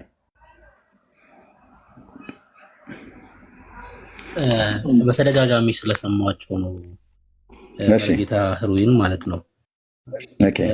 በእኛ ቤተክርስቲያን አስተምሮ ስለሚሉ በተደጋጋሚ የእርሶ ቤተክርስቲያን የት እንደሆነ ቢነግሩን መምህር።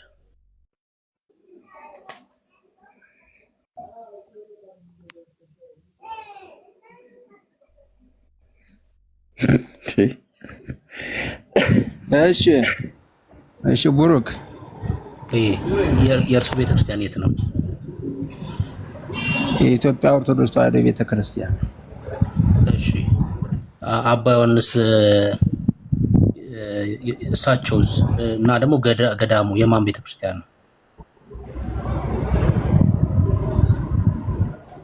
እንግዲህ ከዚህ እንዳየሁት አባ ዮሐንስ ዘጠገሮ ገዳማት አድባራት ያው የኢትዮጵያ ኦርቶዶክስ ተዋሕዶ ቤተክርስቲያን ናቸው እኮ። በተደጋጋሚ እንግዲህ በእኛ ቤተክርስቲያን አስተምሮ ሲሉ ስለሰማሁት ነው። እንግዲህ ቤተክርስቲያኒቱ እነዚህ ገዳማት የኢትዮጵያ ኦርቶዶክስ ከሆኑ እነዚህ መጽሐፍት ላይ ያሉት ትምህርቶች በሙሉ የኢትዮጵያ ኦርቶዶክስ ነው ማለት ነው። እና እኔ በእኛ አስተምሮ ሲሉ ወይ ክርስቲያን ሆኖ ከሆነ ምናምን ማወቅ ስለፈለኩኝ ነው። በተደጋጋሚ እንደዛ ስለተጠቀሙ ማለት ነው።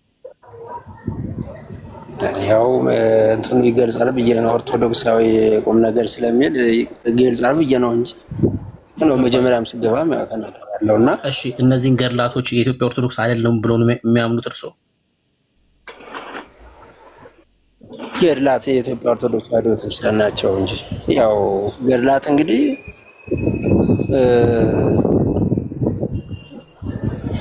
በፊት ተሰንደው የተቀመጡ ከብራና ይመጡ አሉ።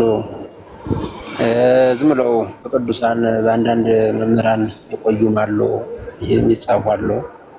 እና እነዚህ ሲጻፉ ያው መሰረቱ መጽሐፍ ቅዱሳዊ ሀሳቡ መጽሐፍ ቅዱሳዊ ከመጽሐፍ ቅዱስ የማይቃረን ከመጽሐፍ ቅዱስ የማይወጣ ከቤተክርስቲያን አስተምሮ የማይወጣ ሆኖ ያው በቤተክርስቲያናችን እንደ አርአያ የቅዱሳን ገድላት ጽናታቸውን መንፈሳዊነታቸውን የምናይበት የምንሰማበት ሆኖ ያው እነዚህ ደግሞ አዋልድ ብንላቸዋለን። አዋልድ ማለት ልጆች የምን ልጆች ካል ከመጽሐፍ ቅዱስ ተመንዝሮ ይወጡ የዛን ሀሳብ ይዘው በዛ መሰረት ቅዱሳን ያደረጉትን ስራ የሚናገር ነው እንጂ ከዛ የተለየ ወጣ እንትን የለውም እናምናለን። እሺ ያ ከሆነ በእኛ ቤተክርስቲያን አስተምሮ የሚለው ንግግሮች ስህተት ነው ማለት ነው። የመጀመሪያው እሱ እንዲታረም ነው። ምክንያቱም እነዚህ መጽሐፍት የኢትዮጵያ ኦርቶዶክስ ከሆኑ ከመጽሐፍ ቅዱስ የተቀዱ ናቸው ብሎ የሚያምኑ ከሆኑ በቃ የቤተክርስቲያኒቷ ትምህርቶች ናቸው ማለት ነው። እሱን ማንሳት ስለፈለኩ ነው። ሁለተኛው ሀሳብ ግን ከመጽሐፍ ቅዱስ የማይቃረኑ ሲሉ ሰምቻለሁ። አሁን ለምሳሌ አሁን ኤርሚስ ያነበው የነበረው መጽሐፍ ላይ ሙስሊም የሆነ ሰው በአቡነ ጨጌ ኪዳን እንደሚድን ይናገራል። ይሄ ከመጽሐፍ ቅዱስ ይጣረሳል ወይስ አይጣረስም? አሁን ይኸውልህ ቅድም ተናግሬዋለሁ። በአጠቃላይ ገድላትና ድርሳናት ሲባል በቃ በመንፈሳዊ ማለትም በዚህ በተአምር የተሞሉ ናቸው። በተአምራት ሊደረጉ የሚችሉ በዛ መካከል አሁን ከምንሰማቸውም ከምናያቸው መጻሕፍትም በእኛ አእምሮ ሊሆኑ የማይችሉ አሉ እያልኩኝ ነው። አሉ እናያለን፣ እንሰማለን። ይህን ደግሞ እንደኛ ሐሳብና እንደኛ እንደ ስጋዊ ካሰብነው ሊሆን አይችልም። እሺ ተአምር ነው ካልነስ ይሆናል። ይሄ ነው የኔ ሐሳብ። ጥቅሉ በአጠቃላይ እንደዚህ ነው። በቃ ገድላትና ድርሳናትን የምንወስዳቸው በዚህ ሁኔታ ነው እንጂ እንደዚሁ በእኛ ሐሳብ አቅጠንን ከወሰድናቸው ልክ ሊመጡ አይችልም ነው። እሺ ጥያቄውን መቀየር እችላለሁ። በነገራችን ላይ ተአምር እንኳን ቢሆን ከመዳን አንጻር ምንም ከእግዚአብሔር ሐሳብ የወጣ ተአምር ሊኖር አይችልም እዚህ ምድር ላይ። እግዚአብሔር በልጁ በክርስቶስ ኢየሱስ ብቻ መዳን እንደሆነ ስለነገረ ከዛ ውጪ የሆነ የመዳን ተአምር ሊኖር አይችልም መጽሐፍ ቅዱሳችን እንደሚነግረን። ግን እንደዚህ ልጠይቁት፣ እነዚህ ገድላትና ድርሳናት የሰው የልብ ሐሳብ ናቸው ብለው ያምናሉ እርሶ? ወይ ደግሞ የልብ መሻት ተረት እንደዚህ ነው ብሎ ነው የሚቀበሏቸው እነዚህ መጽሐፍቶች? እነዚህ ገድላት ድርሳናት እንደነገርኩ ገድላት ድርሳናት በመንፈሳውያን ሰዎች የሚጻፉ የተጻፈውም እንደዚሁ ያው ተአምር ነው ብለን የምናምን ነው። ጥያቄ የሰዎች የልብ ፍቃድ የልብ መሻት ነው ወይስ የእግዚአብሔር ሐሳብ ናቸው ነው ጥያቄ። አሁን ለምሳሌ የዮሐንስን ገድል የጻፈው ሰውዬ ዮሐንስ የተባለው ካለፈ በኋላ ነው። በእግዚአብሔር ምሪት በእግዚአብሔር መንፈስ እየተገለጠለት ነው የጻፈው ወይስ የልቡን መሻት ወይ ከሰዎች የሰማውን ነው የጻፈው? ይሄን መጽሐፍ ሲጽፍ መጀመሪያ ማሳሰቢያው ላይ ምን ይላል? እንደዚያ ሲጽፈው ማን ጻፈው፣ እንዴት ጻፈው የሚለው ማሳሰቢያው ላይ እኮ ይኖራል። እርሶን እየጠየቅኩት ነው። ምን ብሎ ያምናሉ? እስትንፋሰ እግዚአብሔር ናቸው ወይስ የሰው ሐሳብ ናቸው ነው ጥያቄው። በቀጥባቸው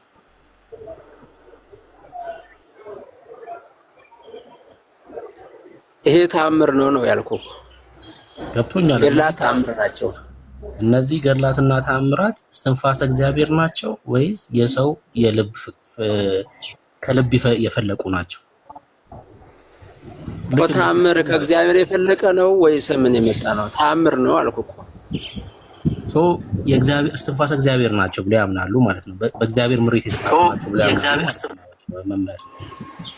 ተአምር ነው ያልኩህ። አሁን እኔ ተአምር ከሆነ ተአምር ነው። ተአምር እንዴት እንደሚመጣ እኛ አናውቅም፣ እንዴት እንደሚገለጥ እግዚአብሔር በፈቀደው መንገድ ሁሉ ማድረግ ይችላል። እኔ ተአምር ነው አይደለም ማለት እሱ አይደለም ጥያቄ። ስለ ጽሁፉ ነው እየጠየቁት ያሉት። ይሄ ጽሁፍ ሲጻፍ ስለ ጽሁፍ ነው የጠየቁት። ሲጻፍ ለምሳሌ እንደዚህ አድርጌ ልጠይቁት ቀላል እንዲሆን ማለት ነው። ለምሳሌ 5ቱን መጽሐፍት የህግ መጽሐፍት የጻፈው ማን ነው መምህር? እሺ ሰላም ወደ እሱ ሳይሆን አሁን በቃ ያለነው ለዚህ ነው። እኔ የሰጠሁትን ሐሳብ ሰጥቻለሁ አይደለም? አዎ 5ቱን የህግ መጽሐፍት የጻፈው ማን ነው መምህር? እሱን አይደለም አሁን ያለነው ዮሐንስ ጠገሮ ብቻ ነው ያለነው። እሺ ዘፍጥረትን የጻፈው ማን ነው? ቀላል እንዲሁ ስለ ገድለ ዮሐንስ ዘጠገሮ ነው እያወራን ያለው አሁን። እሺ ዮሐንስ ዘጠገሮ ካለፉ በኋላ ነው አይደል መጽሐፉ የተጻፈው? ከሞቱ በኋላ። ማን ካለፈ በኋላ? ዮሐንስ ዘጠገሮ ከሞቱ በኋላ ነው አይደል መጽሐፉ የተጻፈው?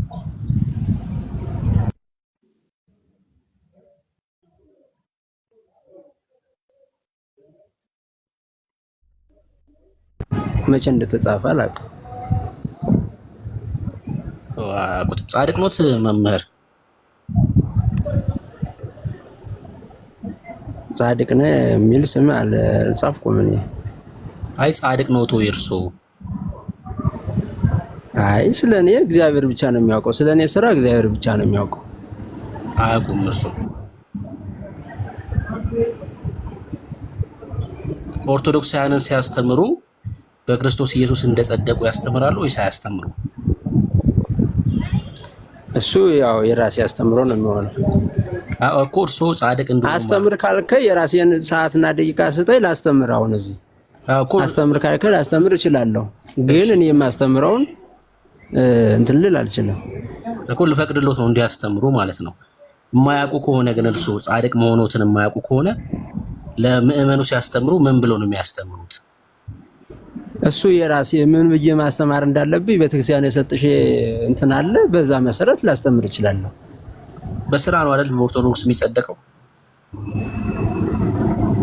እሱን ደግሞ በርዕስ ብናወራ ይሻላል እኮ። አሁን እሱን እየጠየቅኩት እኮ ነው። ችግር የለውም። በስራ ነው አይደል የሚጸደቀው መምህር? አሁን ይኸውልህ ከኮንቴክስቱ የወጣን ይመስለኛል። አይ ይፈቅድልናል። ችግር የለውም። የርሚ ችግር የለውም። ፈቅዶልናል እና በስራ ነው አይደል የሚጸደቀው? ቀጥሉ። ችግር የለውም። አይ በቃ ፈቅዶልናል። በስራ ይጸደቃል። በስራ ነው አይደል የሚጸደቀው በኢትዮጵያ ኦርቶዶክስ መምህር?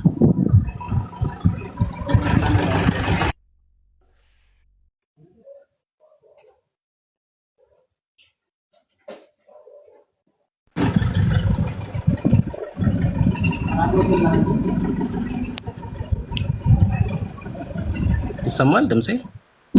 ስለዚህ ያው ብሩኬ ምንድነው መሰለህ በተጠየቀውን የሀሳብ ልሰጥ የመጣሁት በዛ በቅድም የተባለው ነው። በተአምሩ ነው። ይሄ ተአምር ነው። የቤተክርስቲያናችን ተአምር ደግሞ እግዚአብሔር በፈለገው መንገድ ሊገለጥ ይችላል፣ ሊገልጥ ይችላል፣ ሊያደርግ ይችላል የሚለውን ሀሳብ ልሰጥ ነው የመጣው። አስተምሮ ደግሞ የቤተክርስቲያንን አስተምሮ አስተምር ካልከኝ ደግሞ ላስተምር እችላለሁ። እሺ ደቂቃ ልስጦትና በክርስቶስ ኢየሱስ ስለሚገኘው መዳን እስኪ ይስበኩን። እሺ ደቂቃ ይዘልዎታለሁ። እስኪ በቀባውት ስለ ክርስቶስ ኢየሱስ በክርስቶስ ኢየሱስ ስለሚገኘው የዘላለም ሕይወት ይንገሩን እስኪ። ይሁን ቤተክርስቲያናችን አስተምሮ መሰረት የኛ ዋና እንድንጽፍ ጥቅስ እየነገሩን ማለት ነው። እሺ እንድንጽፍ የማርቆስ ወንጌል ምዕራፍ 16 መጨረሻው ላይ ያለውን ቃል ያመነ የተጠመቀ ይድናል፣ ያላመነ ያልተጠመቀ ግን ያው ይፈረድበታል ማለት ነው። ይሄ ነው ዋናው አስተምሮ። የአንድ ሰው ያምናል። የቤተክርስቲያናችን አስተምሮ ይሄ ነው። መጀመሪያ ማመን ያስፈልጋል። ከዛ ቀጥሎ አንድ ሰው ካመነ የሥላሴ ልጅ ለመሆን ከመንፈስ የተወለደ መንፈስ ነው፣ ከስጋ የተወለደ ደግሞ ስጋ ነው። አንድ ሰው ከእናት አባቱ ይወለዳል። ከዛ ቀጥሎ ደግሞ ከሥላሴ በመንፈስ ቅዱስ በ40 ቀን በ80 ቀን ጀምሮ ማንኛውም ቃሉን ሰምቶ በመጣ ጊዜ ከሥላሴ ይወለዳል ማለት ነው። አስተምሯችን ይሄ ነው። ከዛ ቀጥሎስ ከተጠመቀ በኋላስ እምነት አንድ የተጠመቁ ብሎ በቃ እኔ ድኛለሁ ብሎ ሊያቆም አይገባም። የቤተክርስቲያናችን አስተምሮ አሁን አምኛለሁ በኢየሱስ ክርስቶስ ስም ተጠምቄ ልጅ ሆኛለሁ አባታችን ነው ብዬ ብጠራም ይህን ሁልጊዜ ማድረግ አለብኝ እስካለ አንድ ሰው ክርስቲያን ከሆነ ጀምሮ እስከ ፍጻሜው ድረስ መጸለይ አለበት፣ አምላኩን መጥራት አለበት፣ መጾም አለበት። መከራውን ስቃዩን ኢየሱስ ክርስቶስ ግርፋቱን ለሰው ልጅ ሲል የከፈለውን ዋጋ እያሰበ መጾም አለበት። ሰባቱን አጽዋማት ያው ስራ ምጽዋት መስጠት አለበት። ለደካሞች አይናቸው ለፈረጠ እጃቸው ተቆረጠ መስጠት አለበት ከሰራው ካለው ላይ። ምክንያቱም ይህን ሐዋርያ ያዕቆብ እንደሚናገረው ሃይማኖት ያለ ምግባር የሞተች ናት፣ ምግባር ያለ ሃይማኖት እንደዚሁ። ስለዚህ አንድ ሰው አማኝ ነኝ ካለ ጀምሮ ምግባር መስራት አለበት። ስለዚህ በዚህ ሁኔታ የእግዚአብሔርን መንግስት መውረስ ይቻላል። አብስምሯችን ዋናው ይሄ ነው ማለት ነው። መጀመሪያ ያምናል፣ ቀጥሎ ይጠመቃል፣ ከዛ ቀጥሎ እየጾመ እየጸለየ ለአምላክ የአምልኮት ስግደት እየሰገደ ነፍሱ እስከ ስጋው እስከሚለይበት ጊዜ መንፈሳዊ ስራዎችን ጾምን፣ ጸሎትን፣ ስግደትን፣ ምጽዋትን እያደረገ መቆየት አለበት። በማን ስም? በአምላኩ ስም፣ በቅዱሳን ስምም ሊሆን ይችላል። እየሰጠ ጥሩ ስራ እየሰራ መኖር አለበት። ምናልባት እንደ ሰውኛ ኃጢአት ቢሰራስ ቢሰናከልስ ከምስጋና ቢቋረጥስ ሰውን ቢሰድብ ሰውን ቢያዋርድስ ወይም ደግሞ ክፉ ስራ ቢሰራስ ቢሰርቅስ በዚህ ሰዓት ደግሞ ሸክማችሁ የከበደ ወደ እኔ ኑ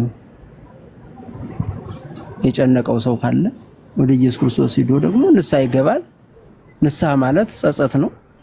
ነሱ ወመኑስ መቀርበት ይእቲ መንግስተ ሰማያት ቀርባለችና ንስሐ ግቡ። ስለዚህ ንስሐ ስለሰራው ኃጢአት ንስሐ ይገባል። ከአምላኩ ጋር እየታረቀ በዚሁ ሁኔታ ኃጢአት ሲሰራ ንስሐ እየገባ አምላኩን እያገለገለ በቅድስና በጾም በጸሎት እስከ ዕድሜ ፍጻሜው ይኖራል። በዚህ ሰዓት በሞተ ስጋ ቢለይም ያ ሰው የእግዚአብሔር መንግስት ይወርሳል ብለን እናምናለን። ማስተምሯችን ስለሰጣችሁ ያመሰግናለሁ። ብሩኬ ሁላችሁ እሺ፣ ጌታ ዘመኑን ይባርክ። እንግዲህ ስለ ኢየሱስ በደንብ ነው የነገሩን፣ በደንብ እኔም ሰምቻለሁኝ።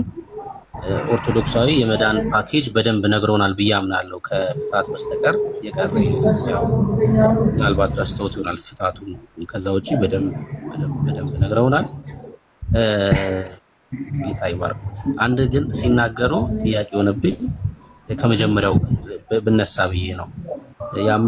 ያመነ የተጠመቀም ይድናል፣ ያላመነ ያልተጠመቀም ይድናል ሲሉ ስለሰማሁኝ ይፈረድበታል። አይ የዳይዘ ቃል ነው የሚሆን። ይድናል ያላመነ ይድናል አላልኩም። ዳይዘ ቃል ብለህ ትይዘዋለህ። ያላመነ ያልተጠመቀ አይድንም ብዬ ከሆነ ደግሞ ይሄ ዳይዘ ቃል ነው የሚባለው። እሺ እንደዚህ ነው ያሉት። ምናልባት ስናገር ተሳስቼ ከሆነ ይቅርታ። ያመነ ይድናል፣ ያላመነ ያልተጠመቀ ይፈረድበታል ብለዋል አይደል? ያላመነ ያልተጠመቀ ይፈረድበታል። አዎ ያው አይድንም ማለት ነው። አዎ ጥቅሱን ይነግሩናል። እኔ ጥቅሱን ስለማላውቀው ነው እንደዚህ። የማርቆስ ወንጌል ምዕራፍ 16 ላይ ቁጥር ስንት? ያው እዛው ብታነቡት ሌላም እዚህ የበለጠ ይገኝበታል። ምን 16 ዋናው ምዕራፉ ከተገኘ በቂ። ቁጥሩን እንፈልጋለን። እሺ ኤርሚ የቁጥሩን ፈልግልንና ላስቸግርህ አንዴ። ማርቆስ 16 እንክፈትልን። ማርቆስ 16 ያመነ የተጠመቀ ይድናል፣ ያላመነ ያልተጠመቀ አይድንም የሚለውን ክፈትልን። ኦኬ ያላመነ ያልተጠመቀ ያመነ የተጠመቀ ይድናል፣ ያላመነ ያልተጠመቀ ይድናል። አላየኸውም እንዴ ብሩክ? እስከ ዛሬ ድረስ ምናልባት ዛሬ ካለ እንግዲህ እናያለን። ኦርቶዶክስን ነው የምከፍትልን። እሺ ቆይ ኦርቶዶክስ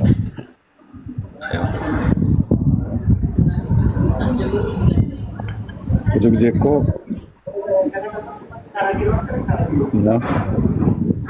መምህር ያው ያንብቡት መምህር። እሺ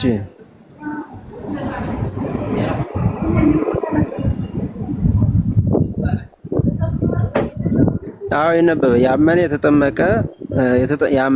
የተጠመቀም ይድናል፣ ያላመነ ግን ይፈረድበታል። አዎ እርሱ ያላመነ ያልተጠመቀ ይፈረድበታል ስላሉ አዲሱ ነው መምህር። ይሄ ነው ሌላ ጥቅስ ነው የፈለጉት።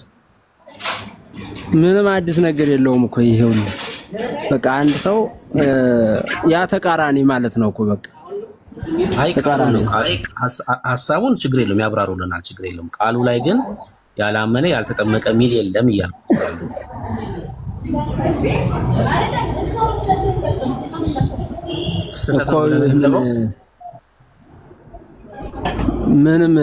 ምኑ ነው ስህተት የሆነው? ያላመነ ያልተጠመቀ ብለዋል እርሶ፣ እንደዛ ሚል የለም እያልኩት ነው።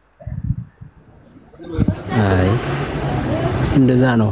ይኸውልህ ያመነ የተጠመቀም አለለ ከመጀመሪያው። ከዛ ያው ዙረ ያንን ደግሞ አዙረ መገልበጥ ነው በቃ፣ ሌላ ምንም እንትን የለውም። ማርቆስ ሳይገለብጠው ቀርቶ ዋናው መሰረቱን ነገር የሚድንበቱን ነገር ነገረ አይደለ እኮ ማርቆስ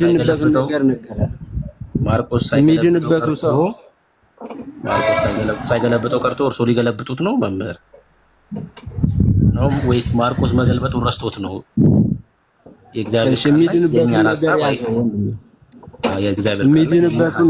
የሚድንበቱን ነው መያዝ ያለበት። የፍርዱ ላይ ምን አንተ ላለመጠመቅ ፈልገህ ነው? አይ ተጠምቀናል፣ ችግር የለውም። እሱ ላይ እናወራለን፣ ችግር የለውም። ቃሉ ላይ